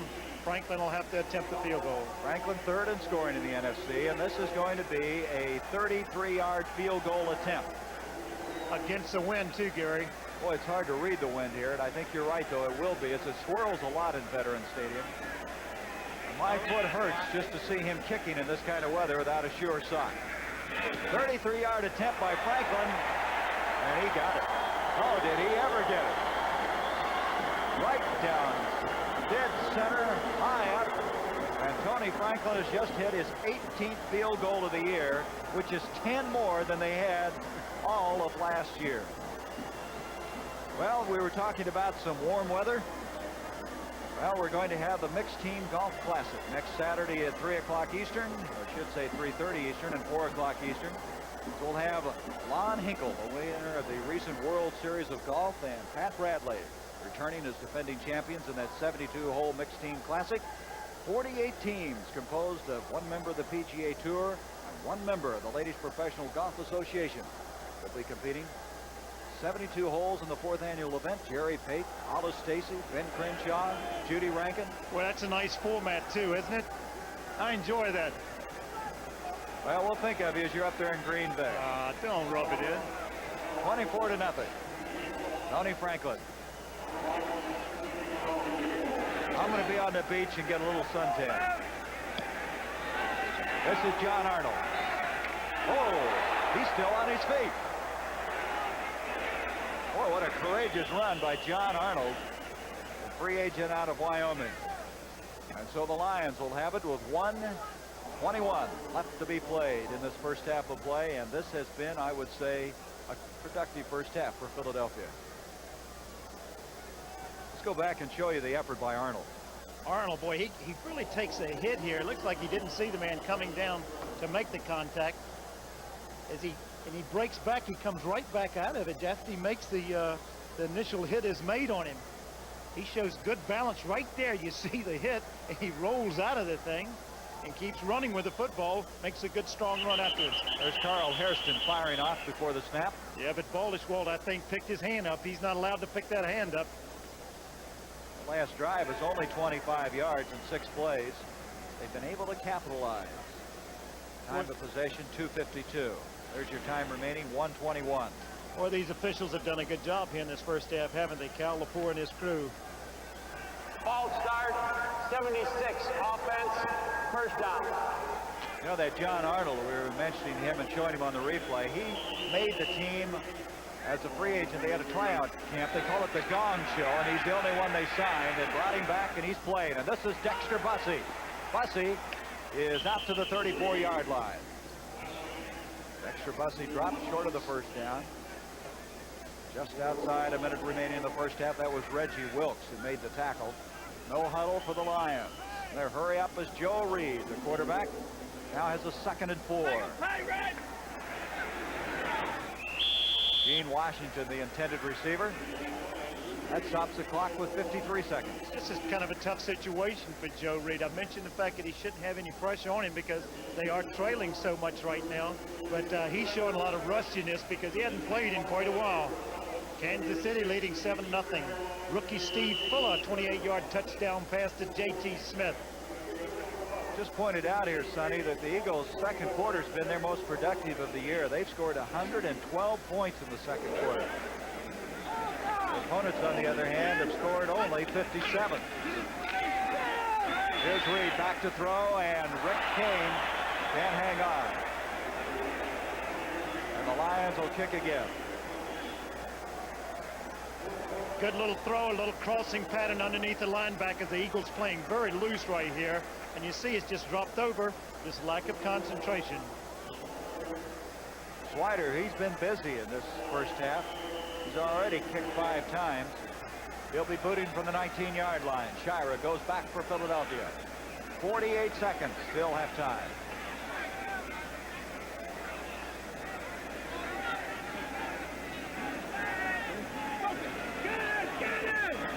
No rush put on.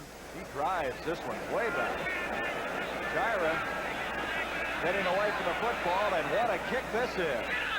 The 6-yard line.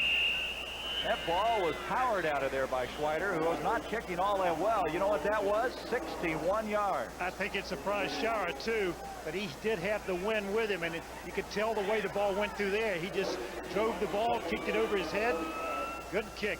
You know, Schweider set a Lions record this year with a kick of 72 yards.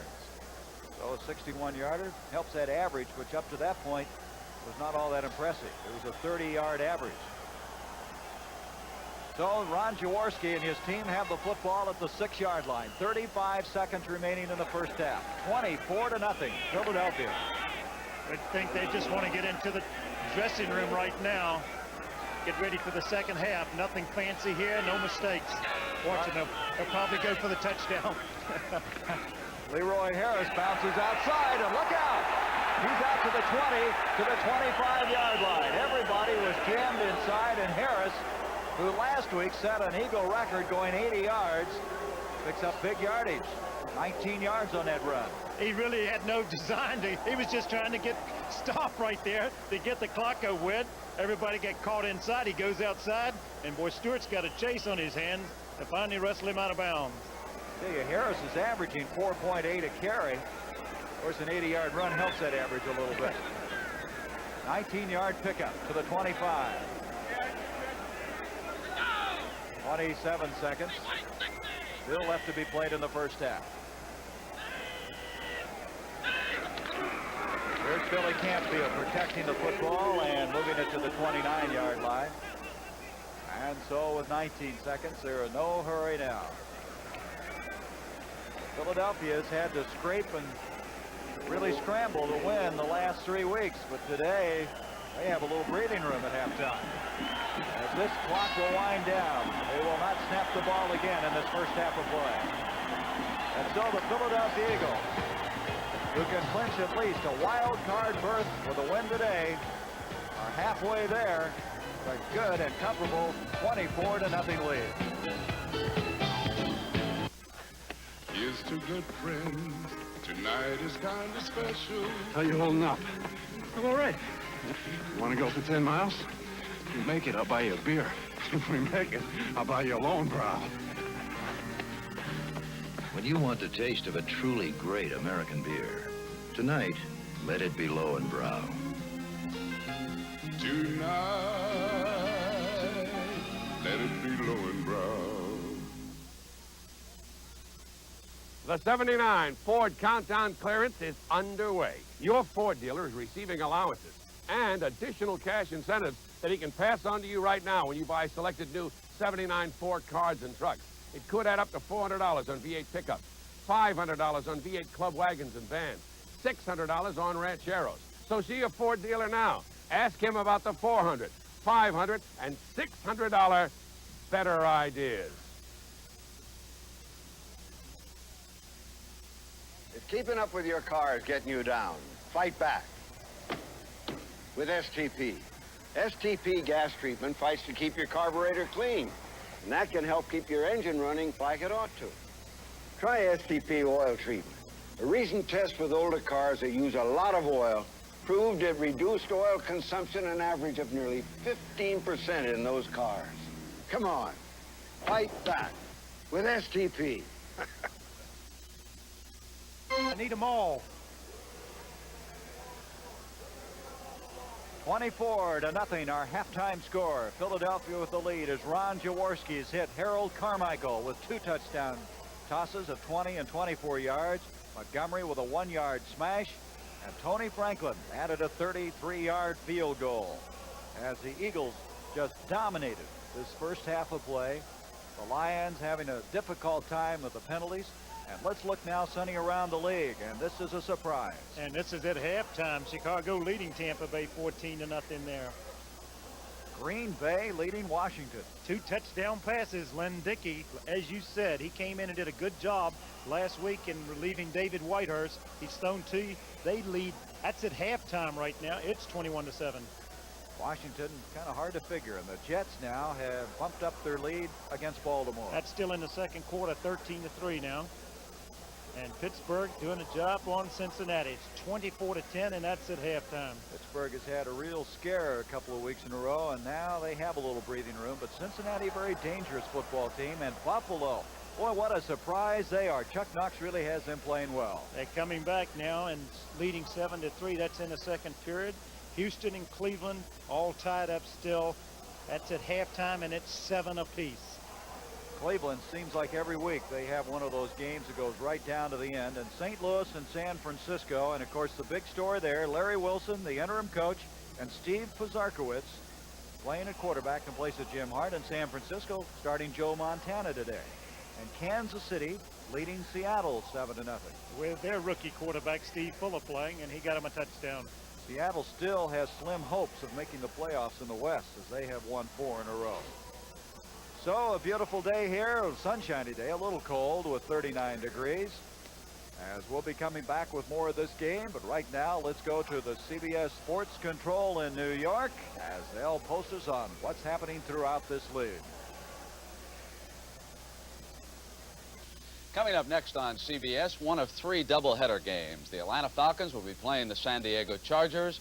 The Minnesota Vikings are in the Los Angeles Coliseum for an appointment with the Rams. And the key attraction, the New York Giants are in Dallas to take on the troubled Cowboys. The Cowboys have lost 3 straight.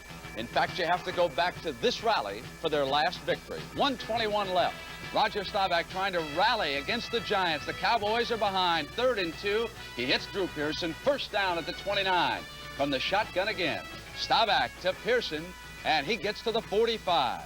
Now the screen pass to Tony Dorsett. 33-yard gain, and Dorsett got down to the Giant 12-yard line. With the seconds running out, Raphael Septien kicked the field goal that gave the Cowboys a 16-14 victory. Now it's rematch time. Tom Landry, how improved are the Giants? I don't see a real major improvement other than they've won more games. You know, they've lost 1 or 2 along the way too, but they know they can win now, and they're very confident. They're playing very good defensive football.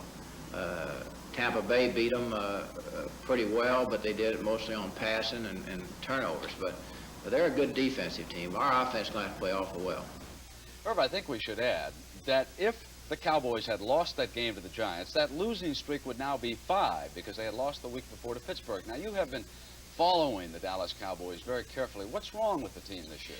You know, I don't think there's anything fundamentally wrong with the team, Brent. They're still a great football team, but in the last 5 games, the Cowboys have turned the ball over 13 times and only taken it away once. And you can't win with that kind of football. All right, how do you like today's game against the Giants? Will they come back at home, or still more trouble ahead for them? They're going to have trouble on their hands with the Giants because the Giants have a championship defense. They are a quality defensive football team, but when the Cowboys have their backs against the wall, you know, you have to go along with them. All right. Irv, there's one other player that I want to mention in the National Football League. You saw him in action on Thursday night. He's been a long-time star around the league. Then he was a bench warmer until the second half, and out he came again. Bob Greasy, directing the Miami Dolphins to a come-from-behind victory over the New England Patriots. This one to Tony Nathan, then you'll see the touchdown pass to Nat Moore. Forget the stats. Bob Greasy was benched for Don Struck, and he handled it like a gentleman. And when the time came, Greasy was ready to do the job. He has been knocked by broadcasters. He has been knocked by other quarterbacks. But he demonstrated once again that he is an extremely high-class human being. Now let's send you back to the stadiums. 24-0 our score at Veterans Stadium as Eagles with 17 first downs, Detroit with 2. The NFL on CBS will be back after this word from your local station. Tonight at 8, 7 Central. My high school class is naming me Man of the Year. And the Old Flames return to Archie Bunker's place. How's Edith? This is CBS.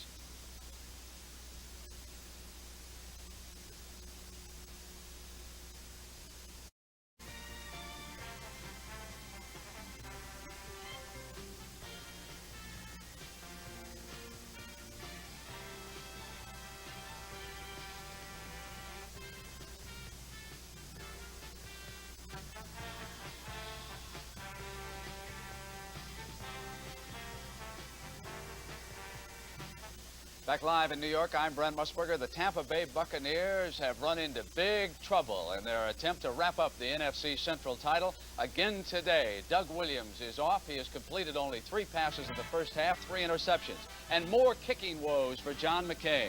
This punt was blocked by Chicago, and Lee Coons fielded the bouncing ball, and this set up the Bears' first touchdown of the afternoon. They went to Walter Payton, who scored for the 60th time in his fabulous career for George Halas's franchise. And a little bit later, here's one of the 3 interceptions. But this is a marvelous catch by Gary Finsick of the Bears secondary, a diving effort. And from there, Mike Phipps was able to march the Bears down the field and go to Dave Williams, who ran this pattern from his fullback spot. They went to Walter Payton expecting the run. He hit number 22 for the touchdown, and as they get ready to start the third period, it is 14-0 Chicago. Irv, how about the Eagles? Oh, the Eagles look awfully good. Of course, you know, head coach Dick Vermeil said the one thing the Eagles have not yet done this year is totally destroy a weaker opponent. Well, the score is 24-0 at halftime right now. Over the lines are halfway there. Jaworski throwing 176 yards in the first half for 2 touchdowns. Hits Harold Carmichael right there in the first quarter. Montgomery coming back in the second quarter going over for a touchdown. The Eagles lead 7-0. Jaworski with the hot hand going to his hottest receiver, number 17. Another touchdown, 14-0 Philadelphia over Detroit. Again, late in the second quarter, Jaworski going up top to number 17 once again. Another touchdown pass, 5 catches for Carmichael today, 96 yards, 2 touchdowns. Right now, the Eagles lead by a score of 24-0.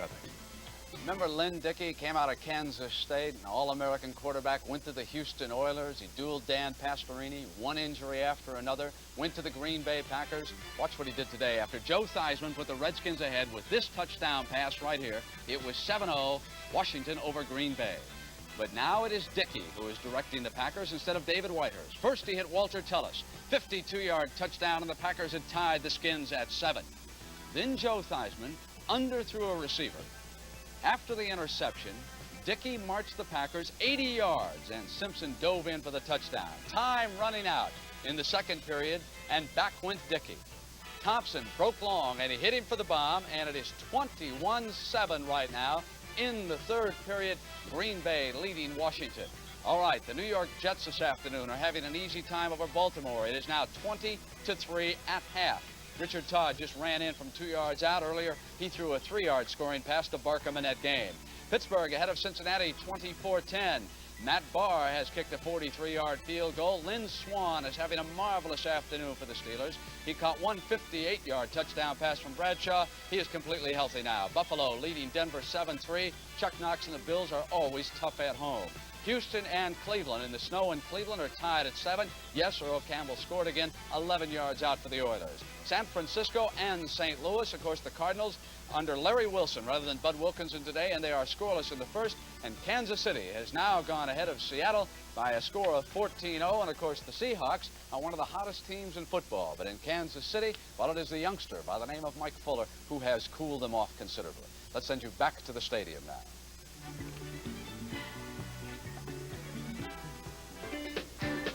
I never worry about what brand name part my mechanic puts on my car. That doesn't make me a bad guy. I go to a professional mechanic I can trust, so I trust the parts he uses. He uses Mopar. It means nothing to me, but it means a lot to him. Mopar fits all American-made cars, foreign cars too, and they're used by professional mechanics all over the world. If the professional trusts Mopar, I trust Mopar. Does he make me happy? He makes it his business. Trust your car to Mopar. Trying. By trying harder to save you money, Avis introduced low See America rates. Keep on trying, America. The effort is really everything. We keep on trying, America. Because we keep trying, more Americans can afford to see more of America. At Avis, we don't give up. Trying. They call it the city of brotherly love. But I like to think Philadelphia is a United Way city. How about you, Brooks? What does United Way mean to you? Learning to swim at the Y. How about you, Kim? It means the Girl Scouts, Dad. I'm John Bunning of the Philadelphia Eagles, and this is my family. You might say that we're a United Way family.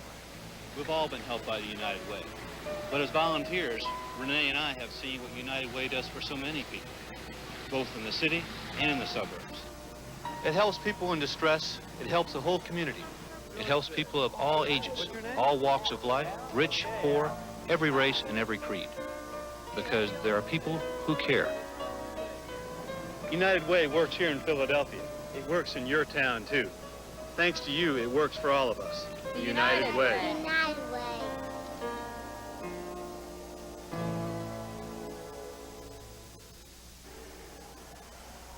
The preceding announcement was furnished as a public service by the National Football League. Let's join Sonny Jurgensen. Here we have with us Gary Danielson, who was injured and tore up the ligaments of his right knee in the last exhibition game. It had to be a disappointing year for you, Gary. Well, it has. Well, I don't call it tore up. I just a slight sprain, but a little bit of tear, you know. But it's been a long season, Sonny, and you know, we got to work hard and come back a little bit, and it's been a long season for me especially. Could you have come back and played? Well, I don't think so yet. You know, I'm running pretty well, and I don't seem to have my full speed back yet, but it's coming along real well, and I'm starting to work out with the team now. A lot of people already, Gary, are picking the Detroit Lions to win the NFC Central Division next year. Well, that's nice. We were picked this year, too, though, you know, and things happen. But, you know, we've got a good team, and things have gone against us this year, but I'm sure we'll come back. Well, I'm sure all the Detroit Lion fans are looking forward to having you back next year. Good luck to you. Have a good offseason. Thank you, Sonny. Thank you very much. Thank you. All right, we're ready to go with the second half of play. As kicking off will be the Detroit Lions. Benny Ricardo, 24-0. It started to snow now. We're expecting snow flurries throughout the course of this game. Ricardo to kick off. First half dominated by the Philadelphia Eagles. That's Billy Campfield. Campfield on the sideline, a flag on the play. He brings it out to the 40-yard line. Look at the stats, Sonny. This will show you how the Eagles dominated this first half. Boy, they dominated it in every way, as you can see. 17 first downs to 2, 230 total yards to that troubled Detroit Lion offense, only 64. Well, the penalty going against Philadelphia. We've had a lot of penalties in this game. The first half of play seemed like every time the Lions would have something go their way, they had a big penalty that would go against them.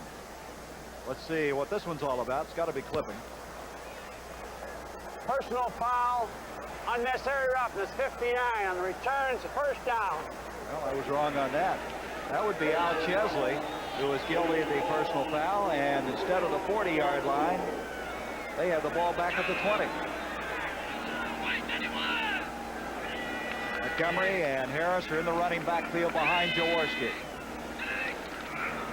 This is Harris, and Harris going to get a couple of hard-earned yards. Doug English made the stop. Well, the thing to watch today, two other games as far as the Eagles are concerned. Washington losing to Green Bay. You saw the highlights of that at halftime. And, of course, Dallas later against New York. If things continue the way they are and Dallas would lose, can you believe it? The Eagles would wrap up this Eastern Division. Remember, I gave you that Kansas City Seattle score of 7-0. It's now 21-0 in favor of Kansas City. Well, that's a shocker. Seattle's been a hard team to figure, haven't they? Up and down. Second down and 8 for the Eagles. Up the middle, Montgomery spun around, and look at the resourcefulness of him. A flag and a whistle blown. Well, that's interesting. Why did he stop running? I think that it was a whistle had already stopped the play, and he didn't pick it up till the end. There was a flag that went into the air, and let's look at it again. It's a funny-looking little play here. The draw going up the middle. See him following Petey Payroll. He comes back out and spins out, but the play had been blown dead. They got him by the face mask. But that may not stand because they may have blown the play dead first. Well, let's see. Here we go. 15 yards. Let's see if we can pick up his face mask. Try to take a look at it. We get the call here from Cal Laporte. Here's the face mask right here. Reaching in, had him by the face mask. Doug English was the guilty party. So they now have the ball at the 42-yard line and a first down. Montgomery in that first half only had 29 yards rushing on 9 attempts. You know, he's had 6 100-yard days. Here he comes again. And he gets across the 45 to the 47-yard line. The wind blowing all kinds of debris around. It's getting colder, I believe. Al Baker made the stop. The second down now, 5 yards to go. The snow has come down at different times throughout the course of this game. And it's getting colder. But the Eagles are warmed up by that 24-0 score. I tell you, the Lions look like when they're going to stop them, they make a mistake, and the Eagles got another break there on that face mask penalty to keep the drive alive. Smith, Carmichael, flank out. On a 2nd and 5, Montgomery goes nowhere this time. 71, Dave Gallagher, former Michigan All-American, who, by the way, is going to medical school now at the University of Michigan. Eventually be a doctor. In fact, the Lions have 2 men in medical school. The other one is Scott. He wants to be a veterinarian. Both of them playing in Detroit and going to the University of Michigan. Third down and still 4 yards. I'd like to play the violin, but I can't. Could have fooled me. Carmichael and Smith again flanked out. Campfield in the backfield this time with Montgomery. Pressure put on by Doug English. Jaworski. Did Campfield get it? He did. And Jaworski is hurt. Jaworski's down. He's getting up slowly. Boy, he is. He's limping around. That was Doug English that hit him. Boy, he had something on that football, and here comes Jaworski off. And boy, with a 24-0 lead, I'm sure Vermeil saying, oh man, maybe I should have gotten him out of there, but you still want to start that third quarter effectively. Well, you have to. You can't take any chances there. It's like either knee or something. Let's hope it isn't serious. As far as the Philadelphia Eagles are concerned. John Walton would come in. That was a 13-yard pickup on that catch by Campfield. Campfield did a pretty good job on locating that football because the defender was up in front of him, but he still caught it. Jaworski's trying to stay in the game. Is he tough? Well, you know, he was walking back to the huddle. Remember earlier this year against St. Louis, he hurt his leg and came back in and played the second half. He's played with a broken finger. He's had all kinds of injuries this year, but he's been there when they've needed it. Boy, he made some kind of play to get that completion to Billy Campfield. So John Walton will come in. Let's go back and look and see how he got hurt. You'll see he's running to his left. Doug English chasing him, and you see right there, he goes at him low, probably catches his knee, hits that ground. We'll try to get a report and find out exactly what it is, but look at the completion. John Brooks was the man defending on the play. Now Walton comes in. He's thrown 25 passes, completed 13. You might recall that Monday night game, he threw a 29-yard touchdown pass against Dallas. He's the quiet one, always seemingly ready when they need him. He comes out, completes to Smith. Smith to the 35, to the 30, a flag on the play, a first down run, but a flag back at the 37-yard line. Boy, Walton comes off the bench, cold, I'm sure, and he comes out and throws a pass. He did it against Dallas, too. It's good to get that first completion under your belt, but this one isn't going to count. Holding against Philadelphia. John Walton, limited action. He had only 4 games that he appeared in a year ago. Had only thrown 29 passes in the last 3 years. So this year he's already thrown about as many passes that he had in the previous 3. And Washington now coming back. Joe Theismann hit Danny Buggs, 8-yard pass. 21-14. That's in the third period now. Boy, the Redskins can't lose that one. They would be in a tough situation if they do. Holding, 75. Offense, first down. That's Stan Walders. And Stan had released to try to block on the cornerback on that quick screen to the outside receiver. At the 47-yard line now. First down and 18 yards to go. Montgomery and Harris in the backfield.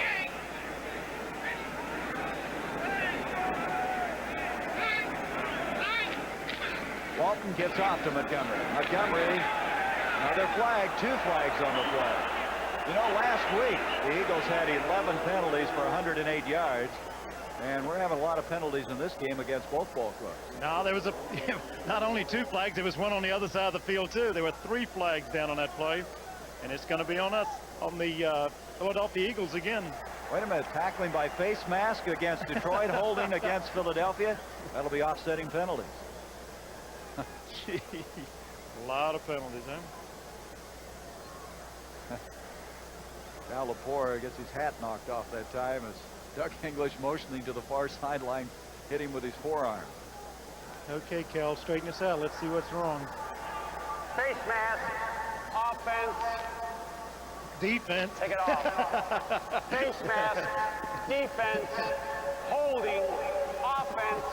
Wipe it off. Same down. Look, he was as confused as we were. Just forget that last play.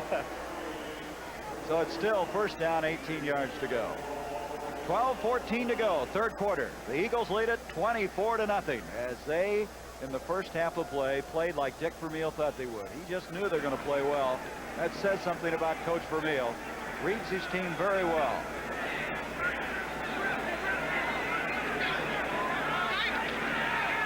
Quick pitch to Montgomery. Montgomery all the way to the 35, still in his feet to the 30, and he has a first down. Wilbert Montgomery on a 1st and 18 call just wouldn't go down. Hunter is shaken up for Detroit. This guy is quite a runner. What a play. You think he's not going to get any yard. Jerry Sizemore, Woody Peoples out in front. Pretty good block there. Charlie Smith trying to block. Stewart runs by him. Howell runs by him. And he keeps fighting, trying to pick up that first down, and he does. 19-yard pickup. Sets it up at the 27.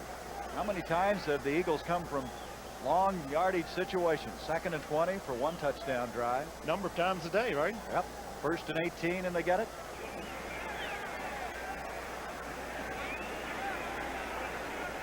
Jaworski's up and moving around on the near sideline. Looks like he wants to come back in. Here's Walton giving off to Harris. Harris inside the 25 to the 23. James Harrell making the stop. Going to mark the ball just about the 23-yard line. Jaworski wants to go in. He's over there visiting, or was, with Dick Vermeil. He's trying to be seen to the coaches, isn't he? John Walton. You look at the stats on Montgomery with 54 yards.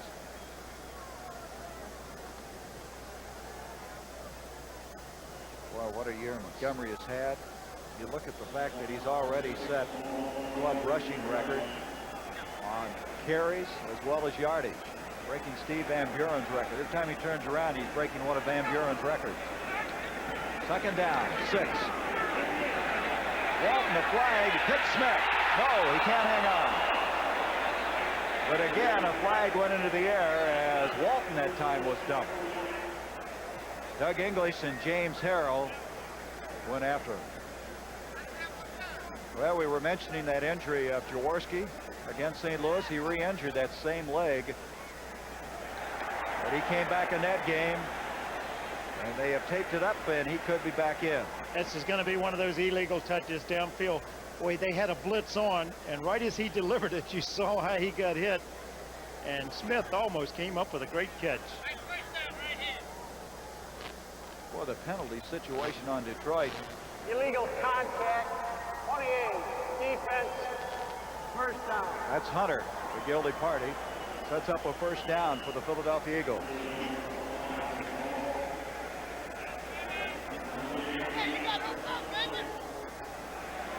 And 10:24 to go, third quarter, at the 18-yard line. Harris, the only set running back. Now they jump around. This is something the Eagles the last 2 or 3 weeks have been doing a lot of. Here's Walton giving to Montgomery. Montgomery to the 15, to the 14-yard line. And so it's going to come to a third down. Tell you what, he's having to earn all of his yards today. He had one 20-yard run, but he's having to pay the price to gain some yards. This time, Stewart forces a play back in, turns it back in. A lot of white shirts around the football, and they make the play. Hold him to a short gain. 2nd down now, still, I think I said third. 2nd down and still 6 yards to go. Leroy Harris checks out of the lineup. Billy Campfield replaces him. Trepley is flanked out, as is Carmichael.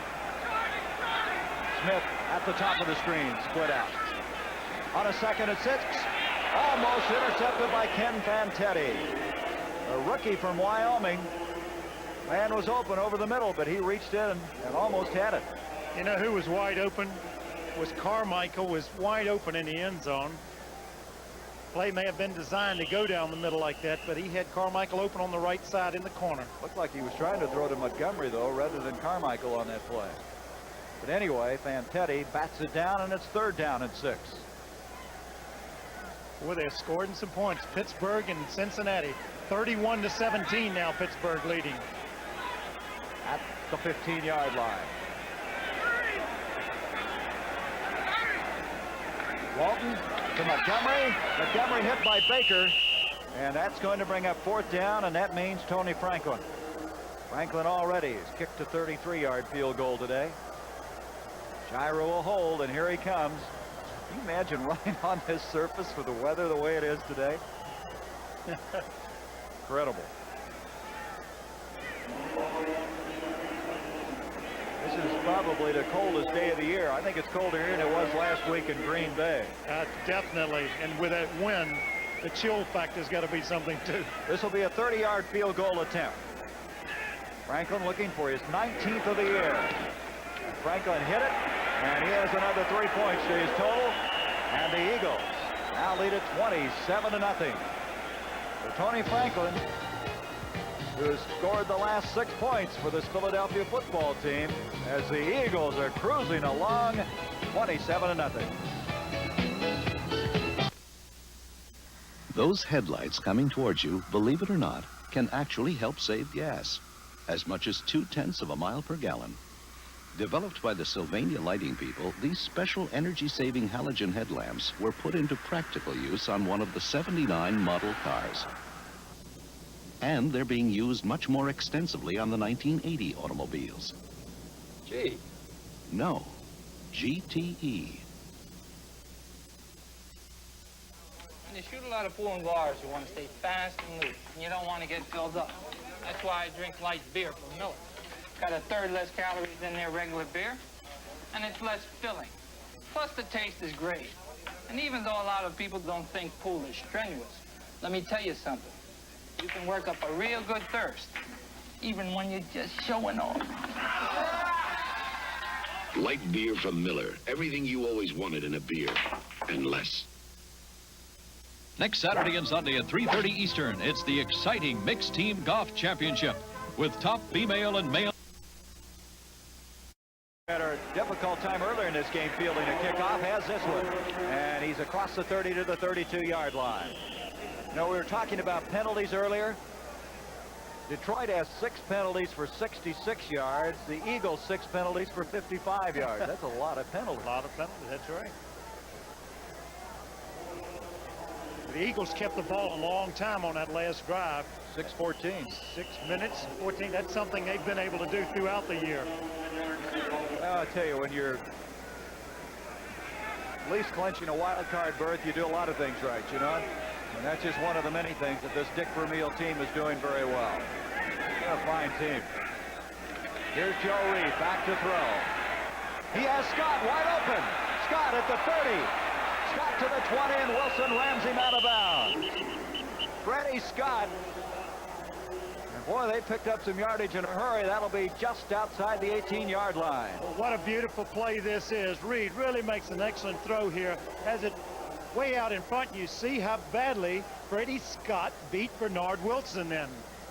40-yard pickup just inside the 19-yard line. Boy, that ball was well thrown, wasn't it? And Wilson injured his leg a little bit. He came off the field, and John Shara has gone in at free safety for the Eagles.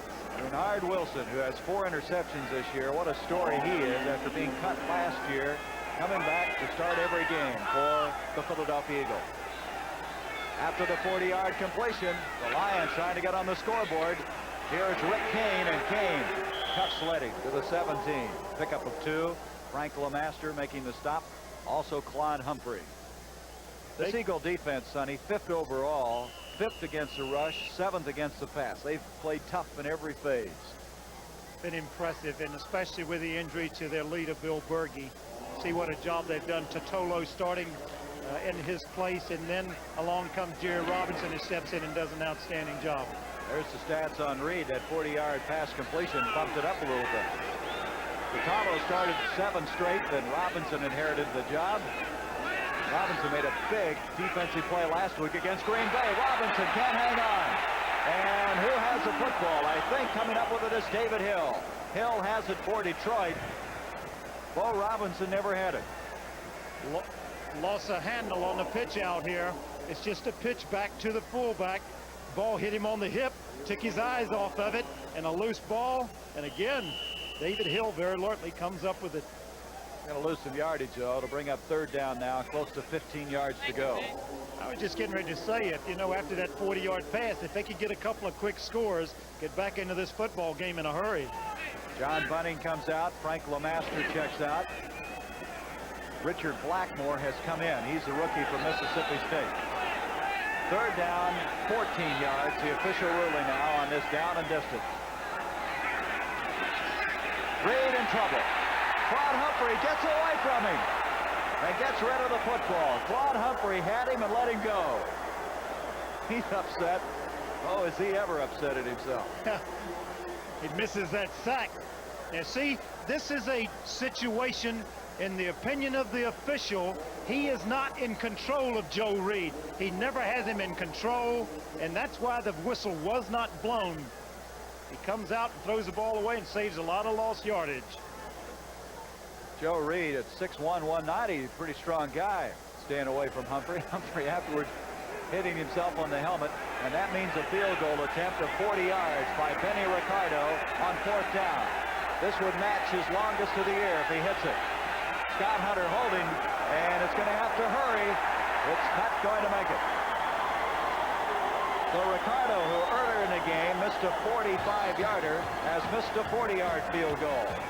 And so with 6:41 left to be played in the third quarter, the Eagles still lead it 27-0. Get ready for the first new truck of the 80s, the new Ford pickup. 1980 Ford test trucks got over 1 million total miles of testing here at Ford's Arizona Proving Grounds. Over torture tests like steel-lined potholes and power hop hill. This 1980 Ford pickup has new aerodynamic design. The best gas mileage rating of any American-built standard pickup. Carries a big payload, too. See the first new truck of the 80s. It's built Ford Tough. At American, people are the difference. Last year, over 200,000 people applied here at the industry's first flight attendant college. And Vicki Getz is one of the few we accepted. We taught her to make your flight comfortable, reliable, and enjoyable. But we didn't have to teach her to be nice. We're American Airlines, and finding people like Vicki is one of the things we do best. We're American Airlines, doing what we do best. Well, tonight on CBS, be sure to catch a brand new edition of 60 Minutes. And at Archie Bunker's place, Man of the Year, Archie left holding the bag. There's more great comedy on One Day at a Time, and then that's followed by Alice and the Jeffersons. Gonzo battles a chicken burger tycoon. Pepper John MD tonight. Ron Jaworski has come back in at quarterback. This guy is a tough customer. He's been hurt quite often this year, but each time he's come back into play, and he's done that now as he gets to Montgomery. Montgomery zips out across the 25 to the 28-yard line. They obviously feel, Gary, that they're not taking any unnecessary chances using Jaworski with a lead like this. That 40-yard that 40-yard completion, I may have shaken them up a little bit. As you figured, had they gotten in there, could have changed the complexion of this game. Well, if you get a couple of quick ones, you know how quickly they got theirs and how easy the touchdowns came to Philadelphia. The same thing can happen for the Lions. Second down now, 4 yards to go. Montgomery has 70 yards on 16 carries. Here he goes again. And there he goes out across the 35 for a first down to the 37-yard line. Jimmy Allen caught him, and did you see how quickly he got into the secondary? Well, I think he's saying, I didn't do such a good job in the first half. I didn't have a lot of yards. Cuts back, good blocking. Well, he runs by two people right there, and Allen has to chase him down from behind. First down at the 37. Montgomery comes out. Canfield checking in. It's a 9-yard run by Wilbert. What's he got now, Gary? 79 yards. There's Jaworski's stats. 2 touchdown passes to Harold Carmichael of 20 and 24 yards. Here's Campfield. Campfield has a block, and he has a first down, but there's another flag. Good block thrown on that far side. Let's see who the flag's against. Guess who? Philadelphia. Dick Vermeil is hollering at the official. What is this holding? Every time we block somebody, you call it holding.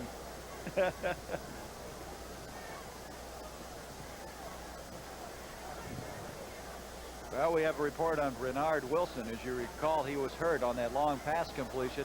Hurt a foot. He will not return. It's expected that John Shira will check in for him. Let's see who they got this holding call on. It looked like it was away from the point of attack. Holding 62. Offense. First down. It's Petey Payroll. He's been playing in place of Wade Key. Hey, there's Bird Brain. What? Bird Brain? That's right. He is not the mascot of the Eagles, but he's fast becoming very popular. It's Dean Schoenwald. He's an 18-year-old man from Avalon, New Jersey. He paid $1,200 of his own money to design that costume. Bird Brain. He's become a real fixture here. Bird Brain, huh? First and 20 after the holding penalty. Here's Jaworski. Up to Harris. Harris to the 33, maybe the 34. And a flag.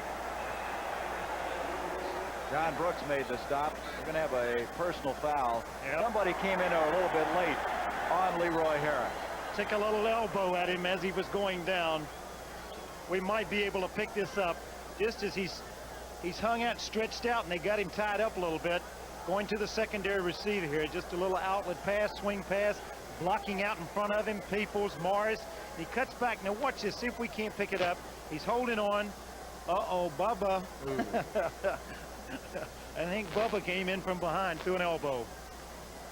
Personal foul, unnecessary roughness, 6-0 defense, first down. Well, Sonny, I guess when you're 2-11, you're a little frustrated, right? Exactly, frustration, and they've been on the field a long time. They haven't been in any way encouraged by their offensive show, and that defense has been out there playing a long time. 4 minutes, 53 seconds still left in the third quarter. 27-0, Philadelphia. They've added 3 points here in this third stanza. Back to throw, Jaworski. Jaworski, Harris. Harris on the rebound, another flag, believe it or not. To the 48-yard line, but a flag clear on the other side of the field. Well, he loses handling. I don't think he expected this football to come to him, Gary. You see him, it looks like Jaworski's going to throw one way.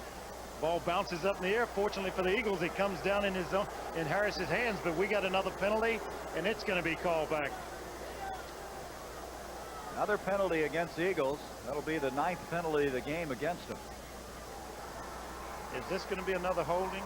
You got it. 75, offense, first down. Stan Walters. Well, they've gotten both sides, or both men on that side. Earlier was Payroll, now it's Walters. Two guys playing alongside each other. One reason that's happening is that's where Mr. Baker resides, along with Doug English. They're double trouble for any offensive line. Pittsburgh leading the Bengals 34-17. 2 minutes to go in the third quarter.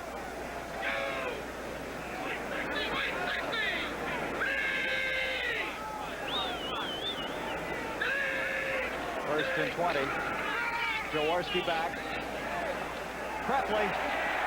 He dropped it. Keith Krepley made so many big catches this year.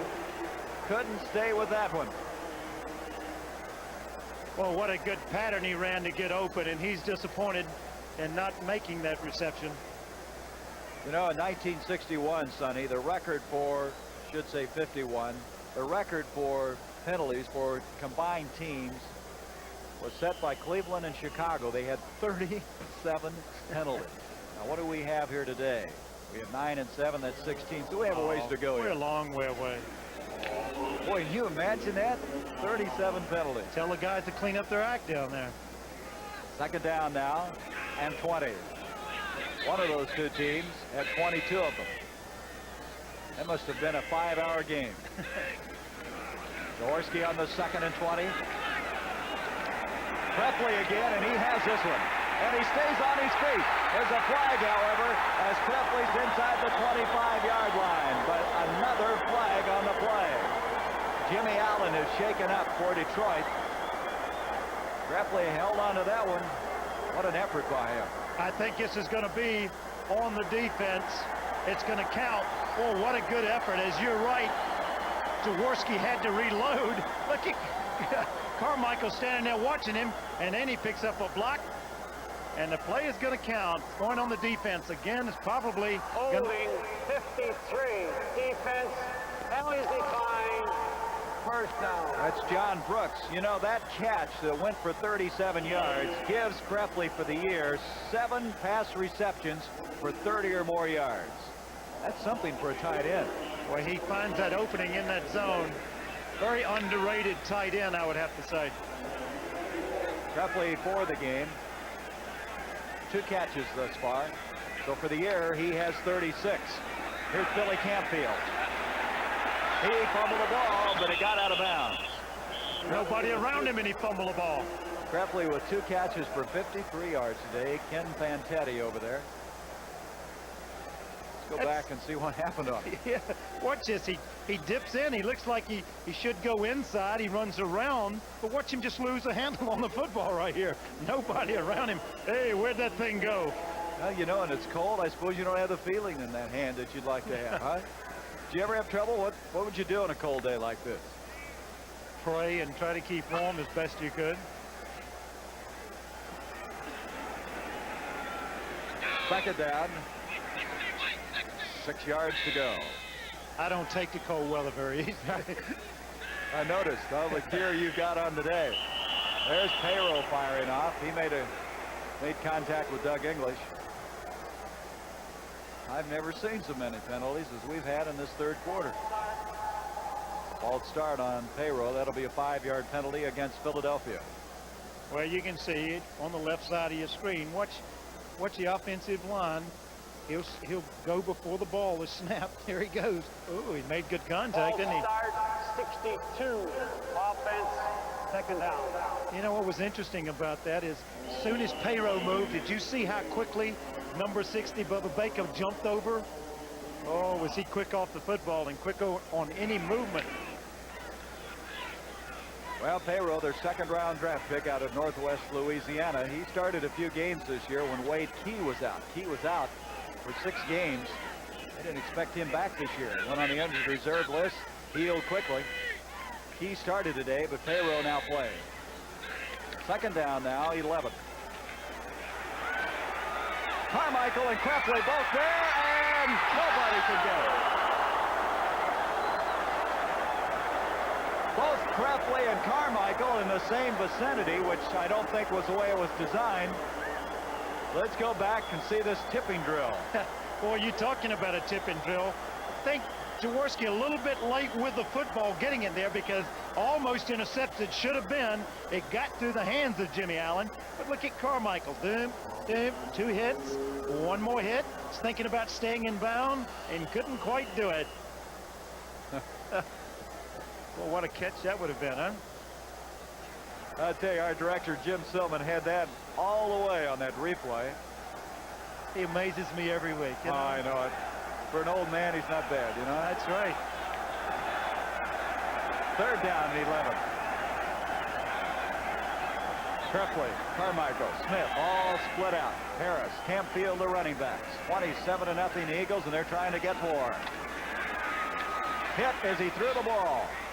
Nobody close to that as Jaworski dumped, getting up. I think it was Mr. Baker again. He's there every time, isn't he? I tell you, Stan Walter's got to be glad when this game is over with that he doesn't have to face somebody like Baker each week. Well, here comes Franklin again. He's 2 for 2 today. You know, Baker last year had 23 sacks, which led the NFL. He's been double teamed, he's been triple teamed, but he still has 12 sacks. You know that he has 35 sacks in the 28 games he's played as a professional. 2nd-round draft pick of a year ago. The Jets are leading the Colts 20-10. That's in the 3rd quarter now. 42-yard field goal attempt by Franklin. He's hit one of 30 and 33 thus far. Franklin has it high enough. It's good. It just made it. They're ball, had a funny look at it. It started up funny. Looked like it was not going to have enough distance, but it got there. And Franklin is 3 for 3, and it's 30-0 Philadelphia. How many times have you wanted to pack it all in and take off? Well, with Hertz Economy fares, the time to go is now. Our subcompacts are only $14.95 a day, weekends, and just $98 a week. All with free mileage. Larger cars are only $1 more a day. And if you rent for 3 weekdays or more, Hertz has special economy fares for that, too. Hertz Economy fares. Now you can't afford not to rent from number one.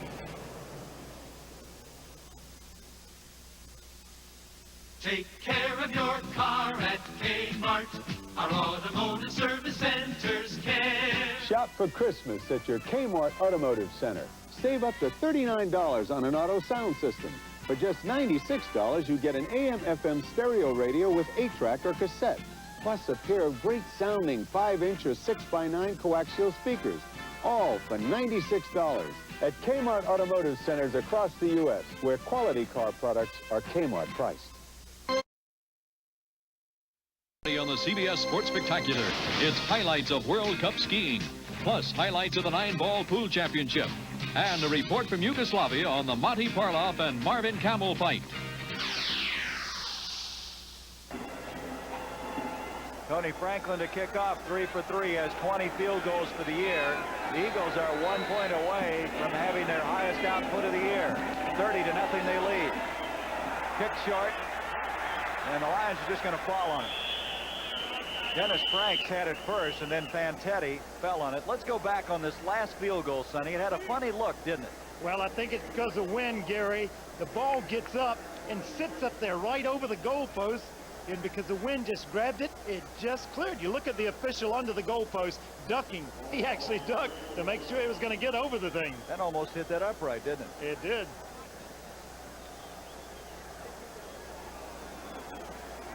So from the 34-yard line, Detroit has a football trailing. As you see that last drive, trailing 30-0. Joe Reed on first down. Hairston puts pressure on. Scott again. Boy, I tell you, Hairston hit Joe Reed as he released the ball, and he really pelted it. That same type of pattern that Scott ran before and almost came up with the play again. One of the most interesting plays of the game, though, was that tipping drill in the end zone. We're going to look at it again where Carmichael tried to come up with it. Well, it touches the defender, touches Allen first. Then Krepfle gets a hand on it. He tips it up. And then Carmichael, once, twice. Not quite. Here's Reed back on 2nd and 10, a little short. Intended receiver is Horace King at the 44-yard line. Look at this now, all tied up. 39-yard touchdown pass by Joe Theismann to John McDaniel. They're in the 4th quarter now. Well, if it comes down to a field goal, Mark Mosley's the man you'd want in that situation. The Jets now continue to mount their lead over Baltimore.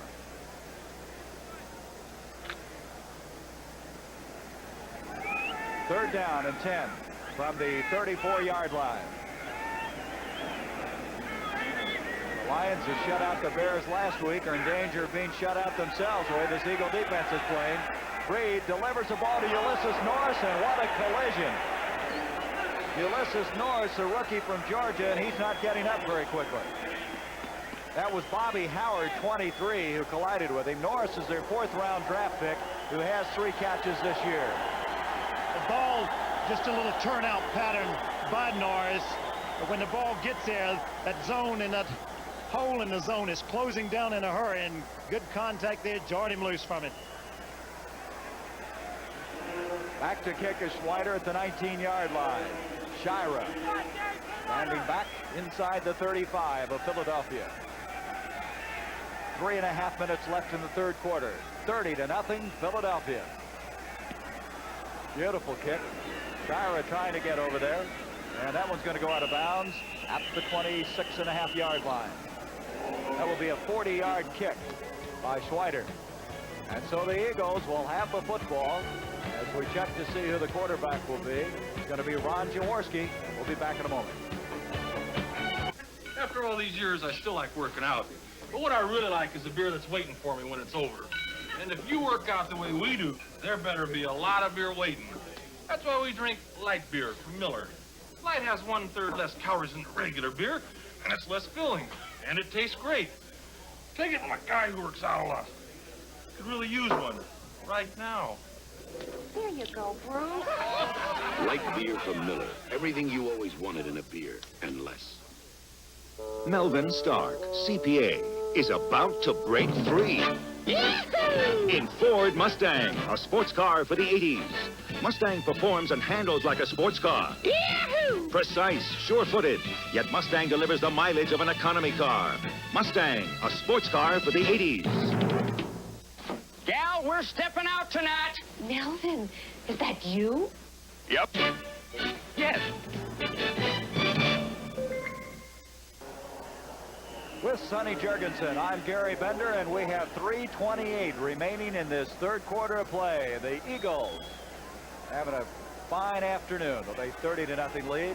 Ron Jaworski's stats showing you some of that success. 233 yards. And the fumble on the play. And it looks like the Lions have it. They do. Jimmy Allen has the ball eventually across the 35-yard line. That's the way the Eagles started this game, with the fumble. Here, take a look. Watch him lose a handle on it. Right here, he gets the ball. Petey Payroll coming across trying to make a trap block. Kind of knocked it loose, and then a mad scramble for it. Jimmy Allen comes out with it. So the ball will be marked just inside the 35-yard line. And the Lions now, they'd like to get on the scoreboard.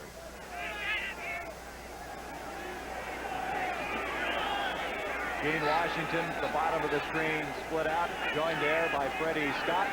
Reed back to throw, has time. He has Scott wide open, touchdown. Freddie Scott, who earlier grabbed one for 40 yards, has this one, and the Lions are on the scoreboard, a 34-yard touchdown pass. They've been successful with this same pattern each time, just a corner pattern from the inside man. Scott, he went in kind of a slot formation and really made it look easy. Watch it. No problem with the pattern. That's the third time they've had the pattern open. He's missed him once. Look how open he is behind John Shaw. Freddie Scott for the touchdown. Scott's having quite a year. That's his 5th touchdown catch. Today he's 4 for 91. So he has 54 catches this year. Benny Ricardo, point after attempt. And Ricardo makes it a 30-7 game. And so they strike in a hurry, don't they? Well, they took advantage of that turnover, didn't they? And I would imagine Dick Vermeil squirming just a little bit. His team now leading 30-7. You have guys like Scott, big playmakers. I guess you're never comfortable yet. And the Redskins have taken a lead. They're 28-21. Theismann has thrown his 4th touchdown pass in that game. 12:35 left in the 4th period.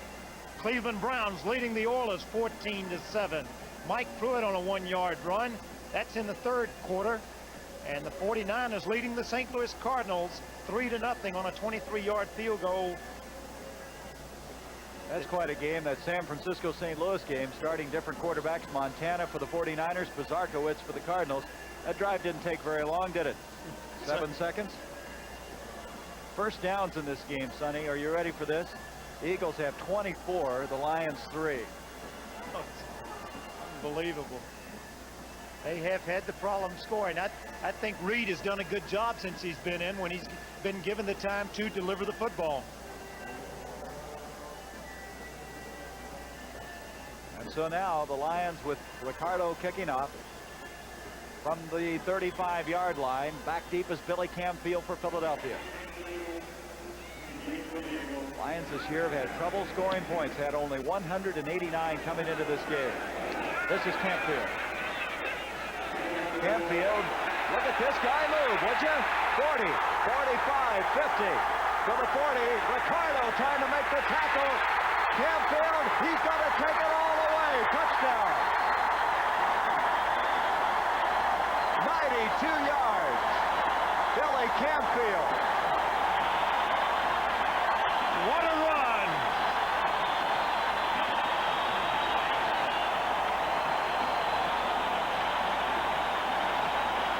tell you, he showed me some speed that I didn't realize he had. And now officially, I believe, we're going to check it. It's either 92 or 93 yards. They say it's 92 officially. You can see the play designed to go to the left. Look at the wedge over to the left. He cuts back, gets outside, and he shows me some speed and a good piece of running here to avoid Ricardo. Right there, he cuts out, gives him a little stiff arm down the sidelines. Nobody else gets a hand on him. Well, he led this team in kickoff returns last year. He was averaging almost 29, and I think that'll help his average a little. Franklin, the point after. Shira to hold, and the Eagles have recouped that touchdown in a hurry, haven't they? 37-7, the most points they've scored in 1979. The most points previous to this game was 31 points against Dallas in that Monday night game. And listen to the crowd, huh? We've had some fireworks today, most of it coming from the Philadelphia Eagles. Well, let's look ahead to the next game for the Philadelphia Eagles, Sonny. That's on a Saturday, starting at 12 o'clock Eastern, as the Dallas Cowboys will be coming here in Veterans Stadium. You don't think there won't be some excitement in that game? Oh. It all begins with the NFL today with Brent, Jane, and Irv, along with Jimmy the Greek and Jack Whitaker. And then other action following the next day. We have Los Angeles going against Atlanta, the Giants, St. Louis. You'll be in Green Bay for that Bear-Packer game. And Tampa Bay, San Francisco. And our producer, Bob Rowe, and myself will be down in Largo, Florida, at Fixed Teams Golf Classic. Here's John Arnold. See if he can return one himself. John Spagnola's back there, and a tackle inside the 25-yard line.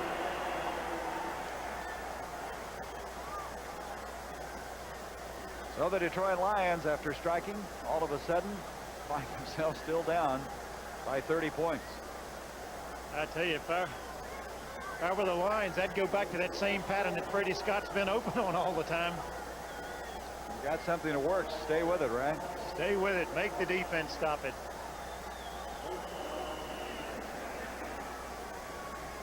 Joe Reed will bring him out. Aldershweiler, Elias, Pursuit, Olinger, and Dorney, the offensive line in front of him. Pursuit, the guy who's taken over since Larry Terry retired at center. And a whistle, somebody moving up there before the ball was snapped. Let's look at Billy Campfield, a happy young man from the University of Kansas. This young man, last year leading them in kickoff returns. Their third leading rusher. He started 2 games last year for him. He runs a 4.40, Sonny, so that speed he showed us is legitimate. I didn't realize he was that quick. You know, the kickoff return record for the Eagles, 105 yards by Timmy Brown.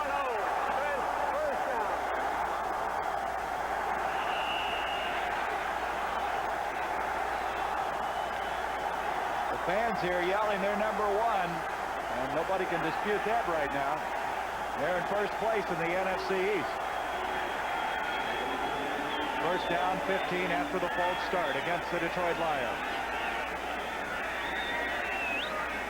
2:45 to go, third quarter. Reed hits Forrest King, and King is hit by Frank LeMaster.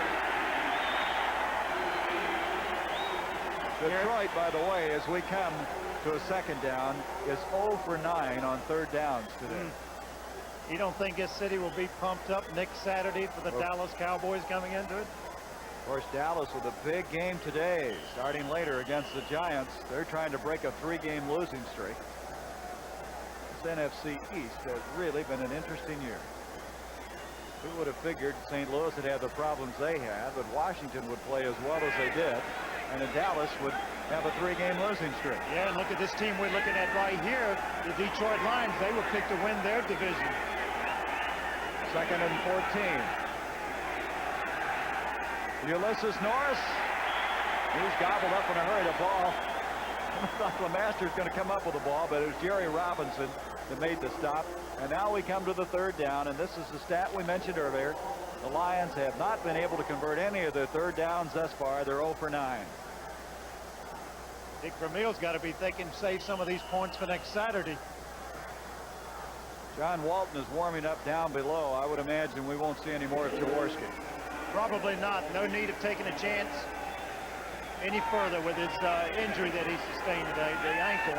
Joe Reed, who threw his second touchdown pass of the year earlier, hitting Scott for 34 yards, gives off, he crosses him up. Horace King comes firing out of there, and he's close, but I don't believe he got the first down. Very surprising call on 3rd down and 9.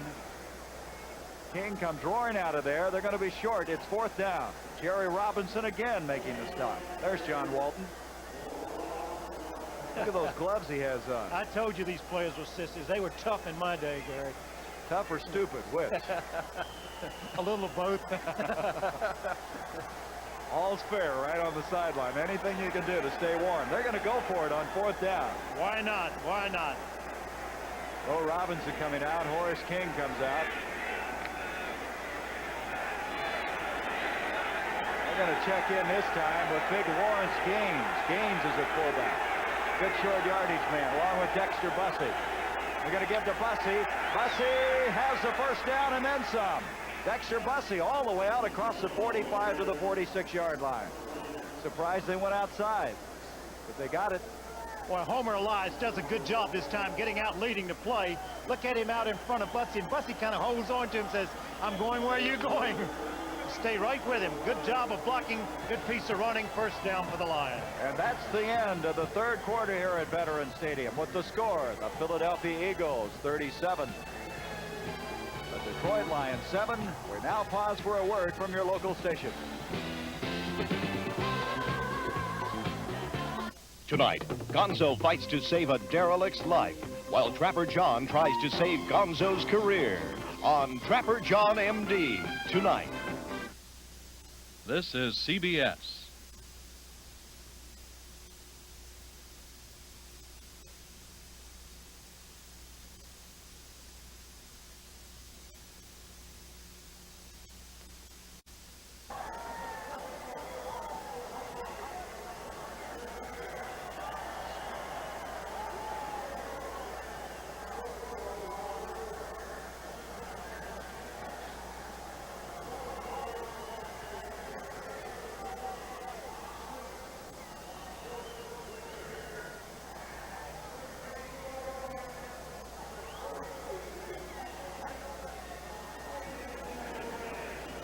We have 15 minutes left to play at Veterans Stadium. And this partisan Eagles crowd very happy about the first 3 quarters of play as the Eagles lead at 37-7. We come back. It's a first down for Detroit. They have the football at their own 47. Bobby Howard was shaken up.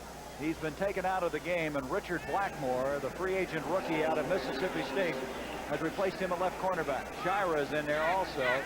Shira came in when Wilson was hurt earlier. So 2 of their defensive secondary starters are out with injury. Here's Reed back to throw. Caught Humphrey has him, and Humphrey has his 8th sack of the year. Humphrey earlier let him get away from him, made sure he had him that time. Well, you see that you're talking about the personality of this football team. Humphrey goes in and makes this sack. The first man to congratulate him and get him up, Carl Harrison. Look at him. Watch 78 come in there. He comes right in behind him and says, what a great job you did. Well, it's 21 sacks between those 2 guys. 7 for Humphrey. At the 41, a loss brings up second down, 16. A loss of 6 on the play. Horace King and Dexter Bussey, the running back. Scott in motion. Reed, he's going to run it to the 50, and he makes it to the 48-yard line. A long ways to go. He had 16 yards to go for the first down. Frank LeMastro over to make the tackle. Well, he said, and look, here comes Humphrey on the inside this time. Nobody outside. I'm going to run with the thing. Had a blocker out in front of him, Horace King, but not enough for the first down, but he did salvage the play. So Reed getting a lot of playing time here today after being hurt this year. Last year he was the 3rd man behind Danielson and Landry. Didn't play as Monty Clark his 2nd year. Monty had mentioned down on the field, Gary, before the game that he had planned on using Reed some today because he has to make some decisions about the team next year. 3rd down, and Reed's in trouble. He runs out of some of that difficulty. Gets back to the line of scrimmage, and that's going to bring up 4th down.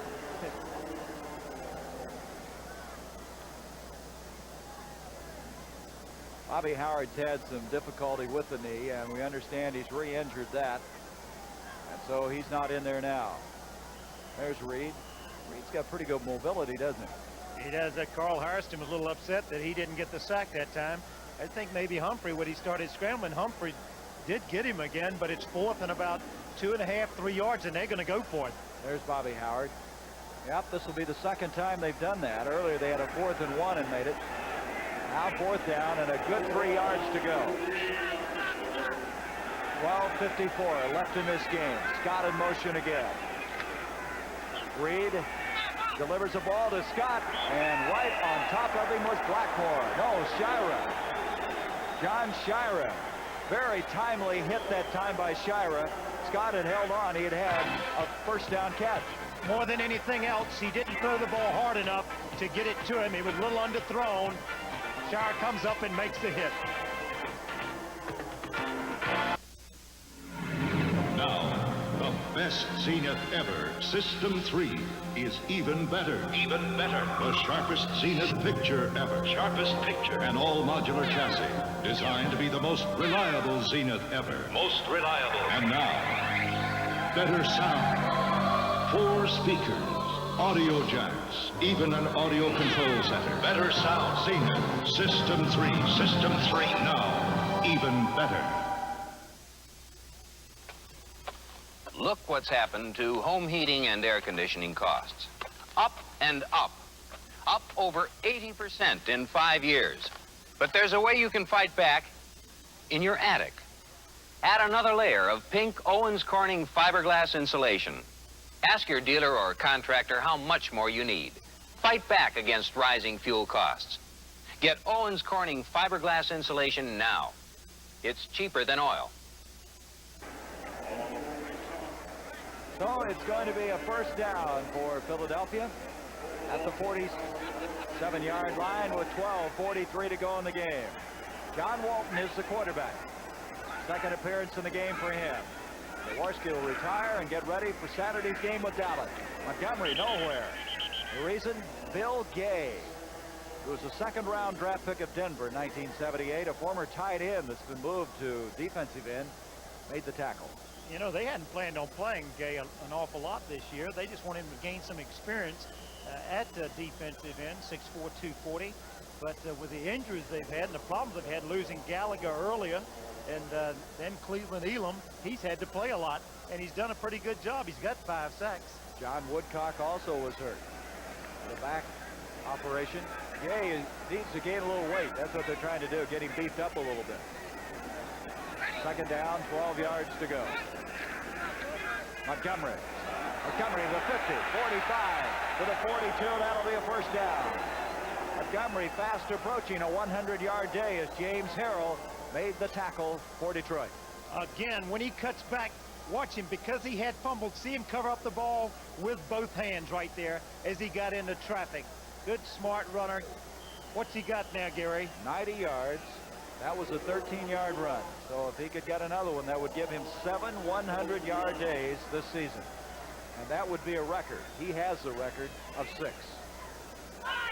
Liberty Bells today, you got to keep moving on the sideline to stay warm today. Gerald McRae has now checked in at wide receiver for Philadelphia. Montgomery, and nothing on this play. Good reaction that time by Bill Gay again. William Gay played at USC. He didn't throw to him much at USC. A little trouble hanging on to the football, so they decided to put him on the other side of the line and let him go after the guy with the football. You're talking about McRae coming in at wide receiver. I don't think he's caught a pass this year, has he? No, he hasn't. 2nd-year man out of Tennessee State, a former 5th-round draft pick of Kansas City in '78. 2nd down, 10 yards to go. Walton to McRae. There's his first catch of the year. But they don't get anything out of it. They may have lost a yard. Al Baker over there. Let's check that Steelers-Bengals game, and Pittsburgh's putting them away. Boy, they are 37-17 now. A lot of field goals in that Matt Barr. I can count here 1, 2, 3 field goals he's had so far. Well, that win would clinch Pittsburgh a playoff spot. Houston, Pittsburgh, San Diego can do that with wins today, as well as Tampa Bay and, of course, the Eagles here. Third down now, 12 yards to go. McRae, Trepley, also Scott Fitzke, their rookie out of Penn State, is in the lineup. 5th round draft pick.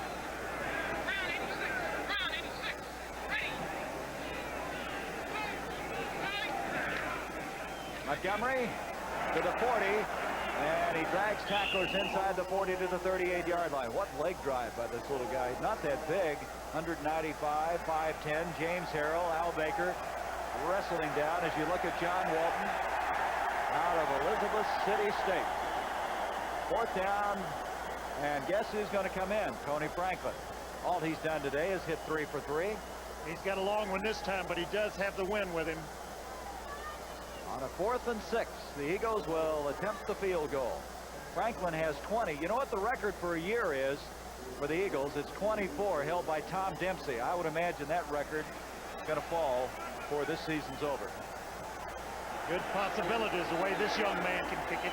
This is going to be a 55-yard field goal attempt. Franklin powers it. And it's no good. It's wide left. A 55-yard attempt. His longest, of course, this year was 59 yards that he hit on a Monday night against the Dallas Cowboys, the second longest in the history of the National Football League. What comes out of a loudspeaker is only as impressive as what goes into it. Pioneer's HPM speakers have a unique super tweeter that breathes to produce incredible highs. Its driver delivers remarkably crisp mid-range. Its bass you not only hear, but feel. So instead of sounding great on part of the music, HPM speakers sound great on all of it. Pioneer, we bring it back alive. You're in the auto supply business? I'm in the auto supply business. You're in construction? I'm in construction. Chemicals? Me too. See, I'm really your branch office. Wherever your business travels take you, I'm already there. So you can confirm appointments, handle orders, check on shipping, keep everybody happy. Excuse me. So remember, wherever you need a branch office, I'm your branch office. Use me. Saturday and Sunday, December 8th and 9th, the battle for NFC playoff berths continues. When the champions are crowned, you'll say, you saw it on CBS Sports.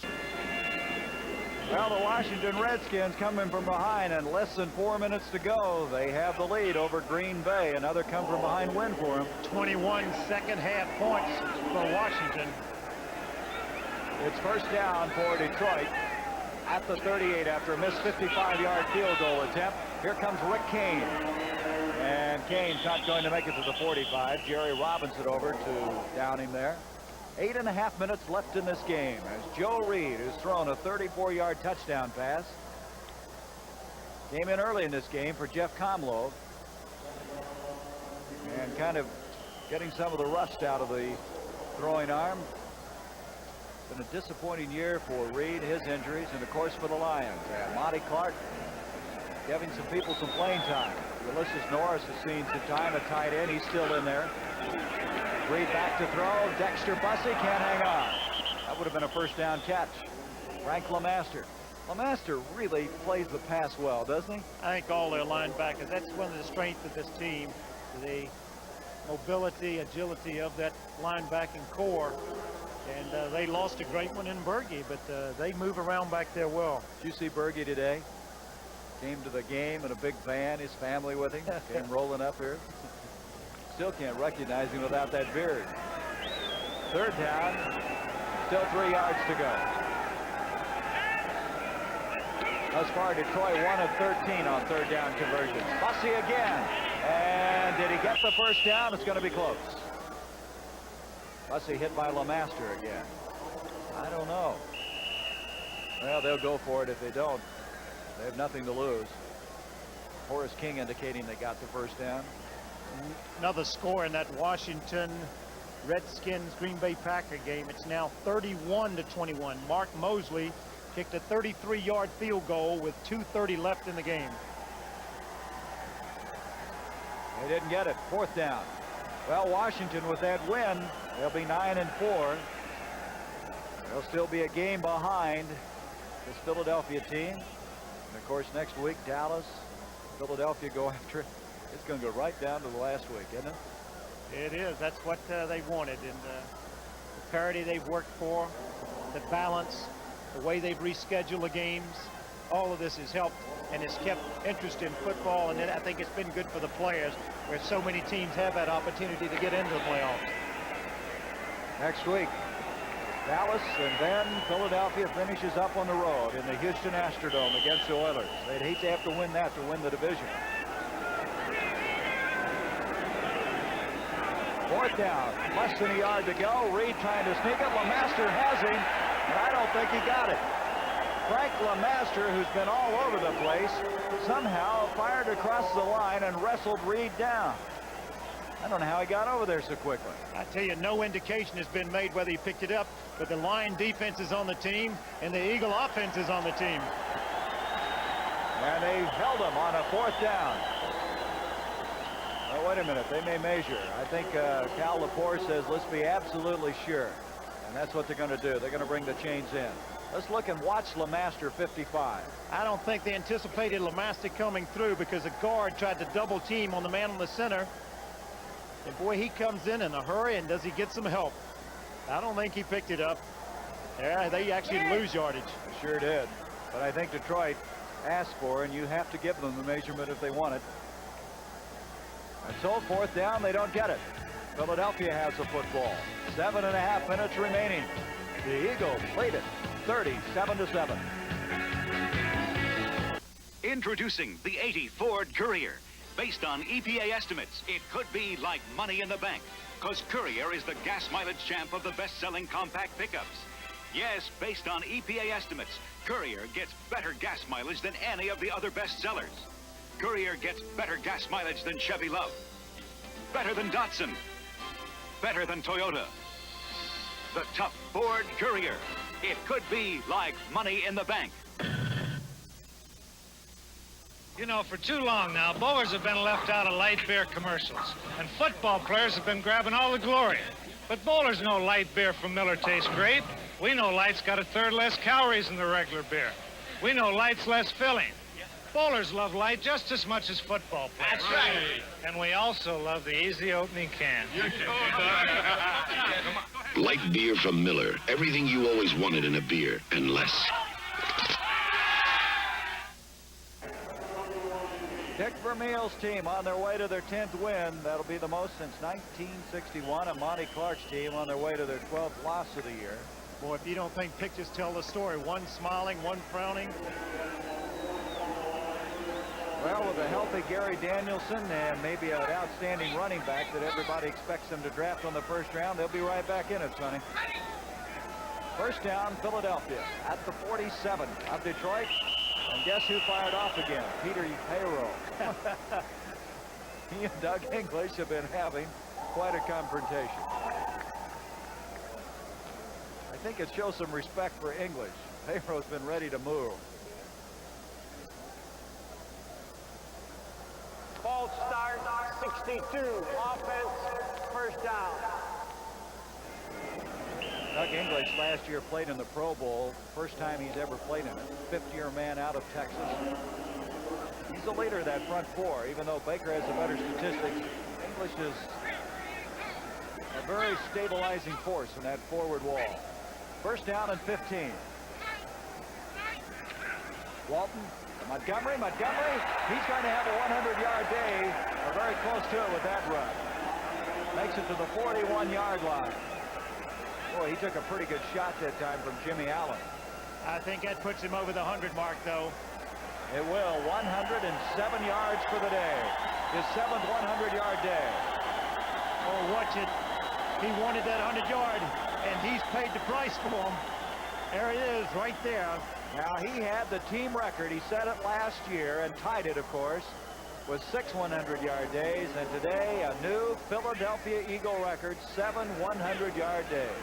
He now has 14 in his career. Larry Barnes, ball jarred loose. Very alertly picked up that time. Larry Barnes had it batted the other way, and Louis Jamona was the guy who alertly came up with it. Now here's a case of guy coming in, Gary, that is very cold, hasn't carried the football, comes in, and right away he gets hit, not used to that contact, and loses a handle on it. Well, that means 3rd down now, and still 4 yards to go. And you can believe it is a little colder down on that field than it is up here in this booth. Don't remind me. The actual attendance here today, 66,128, but it was a sellout.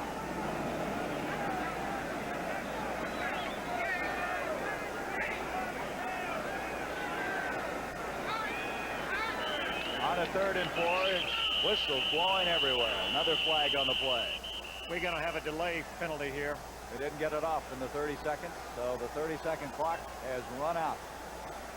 That'll be a 5-yard penalty. It's one of the few things the Eagles haven't done right today. I would think that Vermeil would have to be concerned with the number of penalties his team has had today, because you can't afford that when you're playing a team that you're playing even against. You can't afford to stop your drives, make mistakes like they've made. He's got to have some concern over it. We have a personal foul coming up against Detroit. That flag's clear in the secondary where it was thrown. The play hadn't started. How do you have a personal foul when the play didn't start? I'm going to find out. We might have a bad language call. Delay offense is a disregard. Personal foul, 71, defense, 1st down. That's Dave Gallagher. What that does is that takes precedent over that other penalty. And so the 15-yard step off to the 26-yard line. 11 penalties against Detroit for 105 yards. 1st down at the 26. Jamona, Larry Barnes, a running back behind John Walton. Here comes Jamona.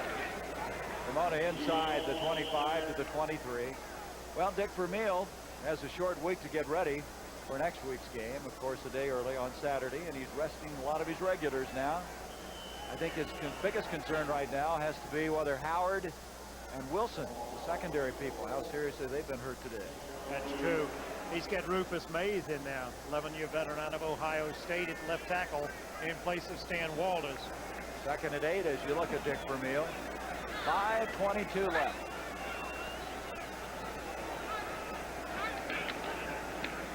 Here's Jamona. And Jamona to the 22. Doug English made the stop. Well, Dick Vermeil, the first year, directed this team to a 4-10 record. They were 5-9. Last year, 9-7. And now, at this point, we'll go to 10-4. Washington, they scared them a little bit, but that's about all. They kind of got their offense untracked at RFK Stadium. Ike Forte, a 20-yard run. Now 38-21. They came alive in that 2nd half, didn't they? Amazing team, the Redskins. They'll go to 9-4.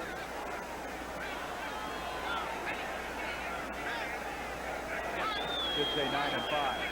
And what's the problem here? Walton. Looks like he may have fallen on the ball, though. Had a lot of mishandled snaps from center. And Walton comes up with the ball inside the 25. Well, this is where a point in the game where you don't want to get sloppy. Let's see who comes up with it right here. Looks like Walton did. Well, that's going to bring up a 4th down and 8 yards to go. And I don't see Tony Franklin.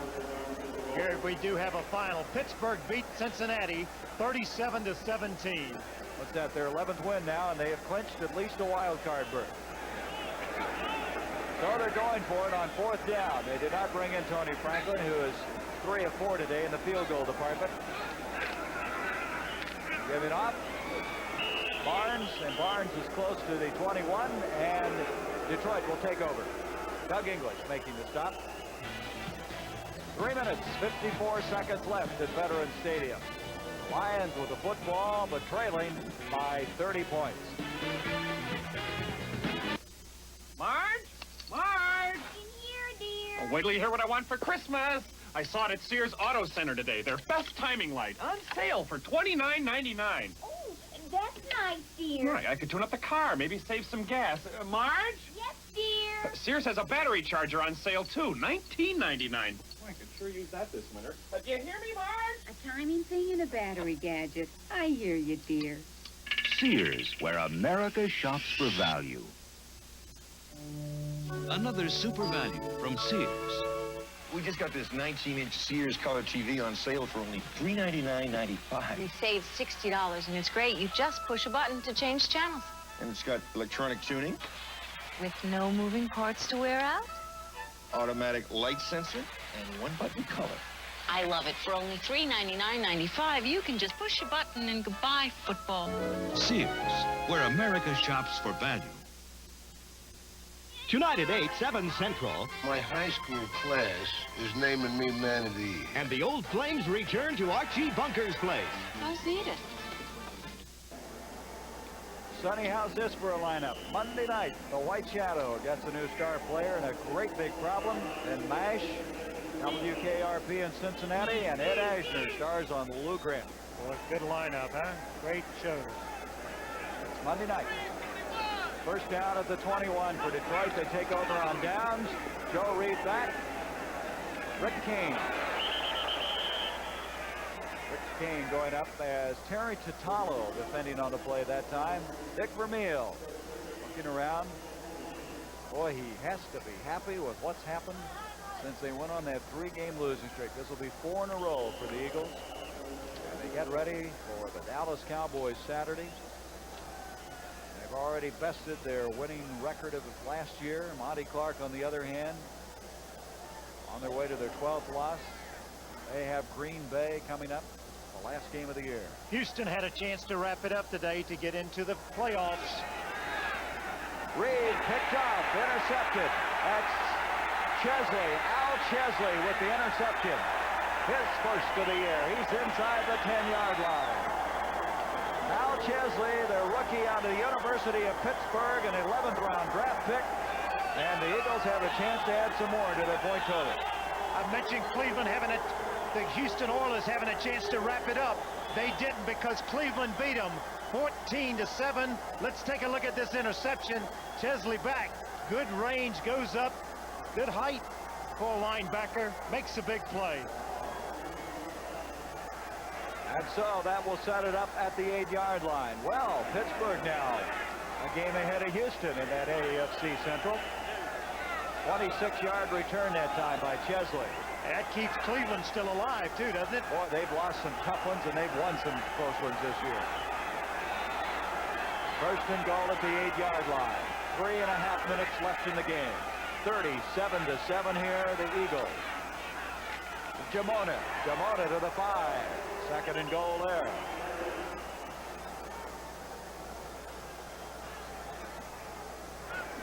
Well, the other thing to be decided in the NFC East is that New York Giants at Dallas game, and most of you will be seeing that game right here on CBS.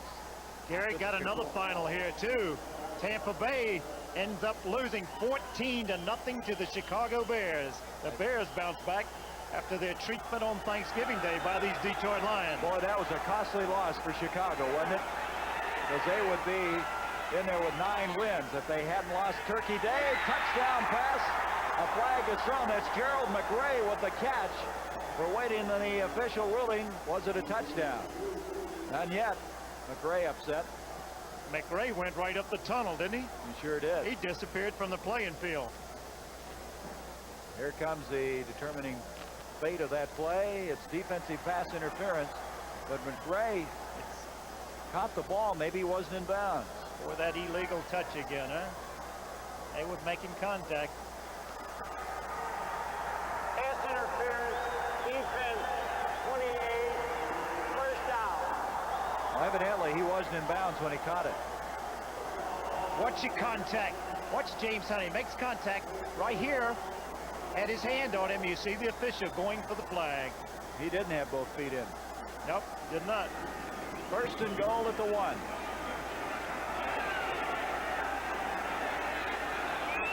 Dick Vermeil, look at the smile on his face. He's enjoying this one, isn't he?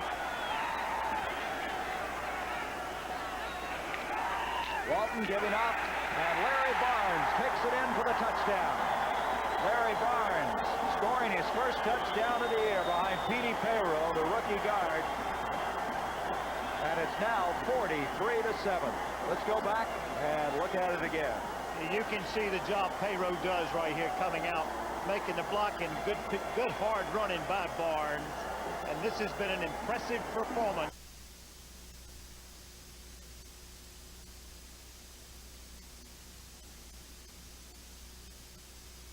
Seconds, 2 plays, 8 yards after the interception by Al Chesley. And it's a very, very happy Philadelphia Eagle football team. How about this? On 60 Minutes, a black school teacher running for local office is charged with kidnapping on the eve of the election. And even the alleged victim says he didn't do it. Was it a frame-up? Find out by watching 60 Minutes. That's tonight on CBS. Okay. I'll take your word for it. Boy, debris blowing everywhere. You see it? Kind of swirls here in this oval-shaped stadium. The most points since 1967 for the Philadelphia Eagles. 44. Here comes Calicut, and Calicut out to the 23.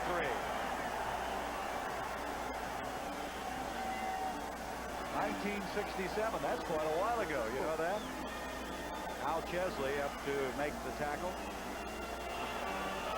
Well, Dick Vermeil said we could win 10 or 11 ball games this year if we could average about 20 points a game.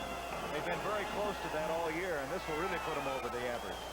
Well, he made comment a couple of times throughout the season that you have to beat good teams, but you also have to play well and really destroy a poor team. And I think that's what we've seen today. He's got to be pleased with the number of points they scored. Have a man shaken up. Bill Frio, our spotter, indicates also that 7 points by Detroit, that's their lowest output of the year. They've lost some tough games, but never have they been held to 7 points.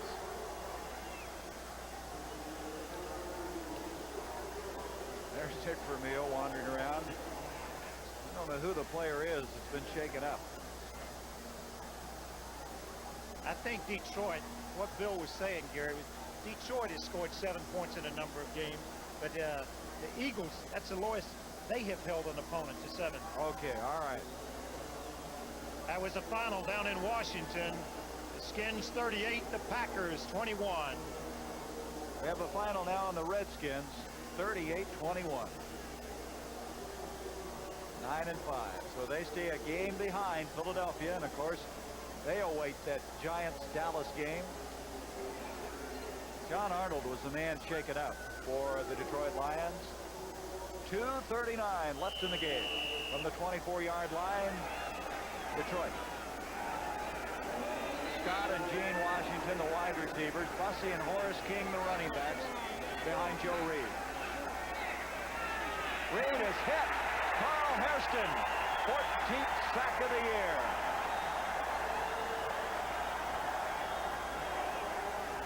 And Reed is hurt. He got there in a hurry, didn't he? Joe didn't even get set. He beat Don Morrison, who's in right now playing the offensive tackle, number 62. And look how quickly Harrison gets there. Landed full force on top of Reed, and that may be where the difficulty occurred for Joe. Boy, you hate to see that. He's battled back from injury, and now he's hurt again. Well, Hairston with 14, he had the lead in the NFC with 13 coming into this game. Of course, he did not play last week. I have never seen as much debris as there is now blowing on this football field. I haven't either. It's coming out of the upper deck. It's the way this wind swirls around here in this Veterans Stadium. Scott Hunter is going to come in at quarterback for Detroit. Fans starting to leave there, and they'll get ready for next Saturday. It's going to be a tough game. Joe Reed, of course, has had that abdominal problem as well as a groin problem, and I'm sure that tackle and sack by Harrison didn't help that any. I'll tell you, let's just hope that it isn't a serious injury. I hate to see anybody when the game is out of control like this. Well, you can't. Everybody has to play. Everybody has to do their job, and sustain an injury in a situation like this. Well, there's Comlo now. I said Hunter. Hunter still has a warm-up on, but Comlo is going to come back in. He was in to start this game, and then he left in favor of Joe Reed, and that's tough for Comlo to have to come in. He's been on the sideline all this time. That is. Joe Reed is walking off the field under his own power. Seems to be okay. They had just saw a few stars, got knocked out a little bit. Let's hope he's going to be okay. We'll try to get a report on it. Look at the sacks. Humphrey has one of them. Hairston has one for the 2 Philadelphia sacks. So Comlo will come back in. Comlo in this game, 5 of 10 for 42 before leaving. Give to Dexter Bussey. Bussey is out to the 18-yard line as we approach the 2-minute warning.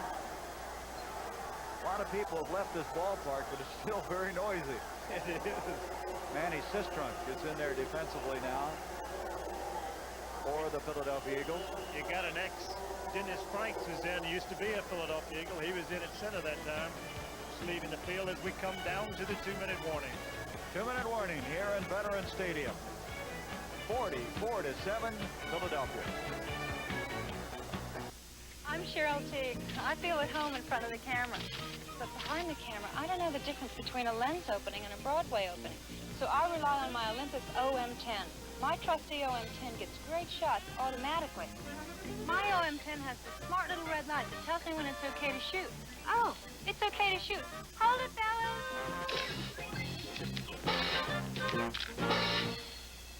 With Olympus OM10, great shots automatically. Ford 79 countdown clearance is underway.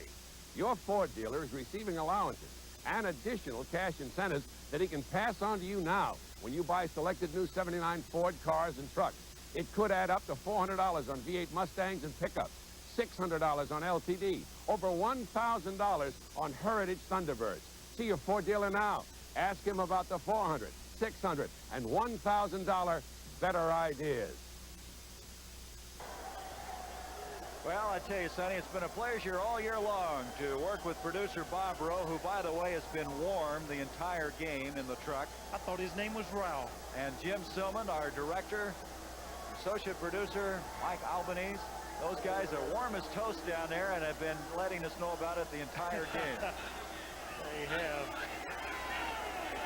They're going to leave the truck to get some fresh air. There's a pass intended for Freddie Scott. Comlo coming in, delivering the ball. So it's going to be 4th down, and Detroit will kick it. Less than 2 minutes to go.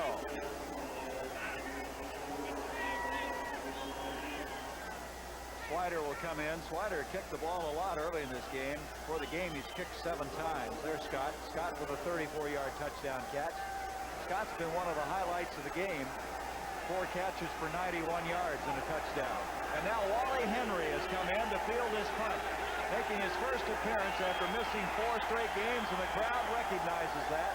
And they are very excited about this young man from UCLA, one of the most exciting performers in the NFL. Swider kicking. Here is Henry. And he's dropped at the 44-yard line. Henry has been shelled with an Achilles tendon problem. But he didn't get much running room on that play. A 30-yard punt that time. And Dennis Franks, his former teammate, there to make the tackle. 1:45 remaining. Well, the team to beat in the East has to be Philadelphia with 2 games remaining. Has to be. The big one coming up next week if Dallas can get by the New York Giants today, and that's going to be a tough one for them. It will be. Let's see now. Washington will finish at Dallas. And the Eagles will finish at Houston. You know it's going to go to that 16th and final Sunday.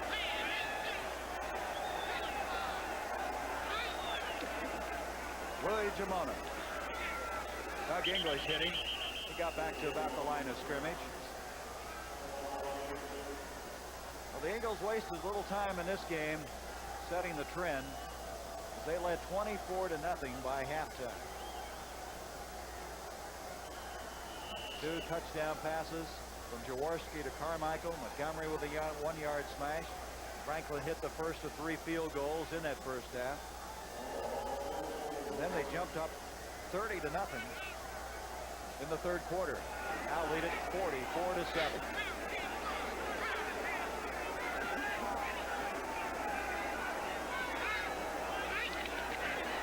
Walton to Jamona again. And Roy Jamona to the 42.5. Dave Purifoy. I'll say one thing for the Lions. They're still coming after him. Boy, that defense. How long have they been out there this afternoon? Again, this reminder for many of you who are watching this game, they'll have the second half of the doubleheader. Dallas playing host to the New York Giants. I thought that Dick Vermeil did a nice thing at the beginning of this game today. He introduced this, as you look at Leonard Toews, got to be very happy with Dick Vermeil. He introduced the 15 players. Also the general manager.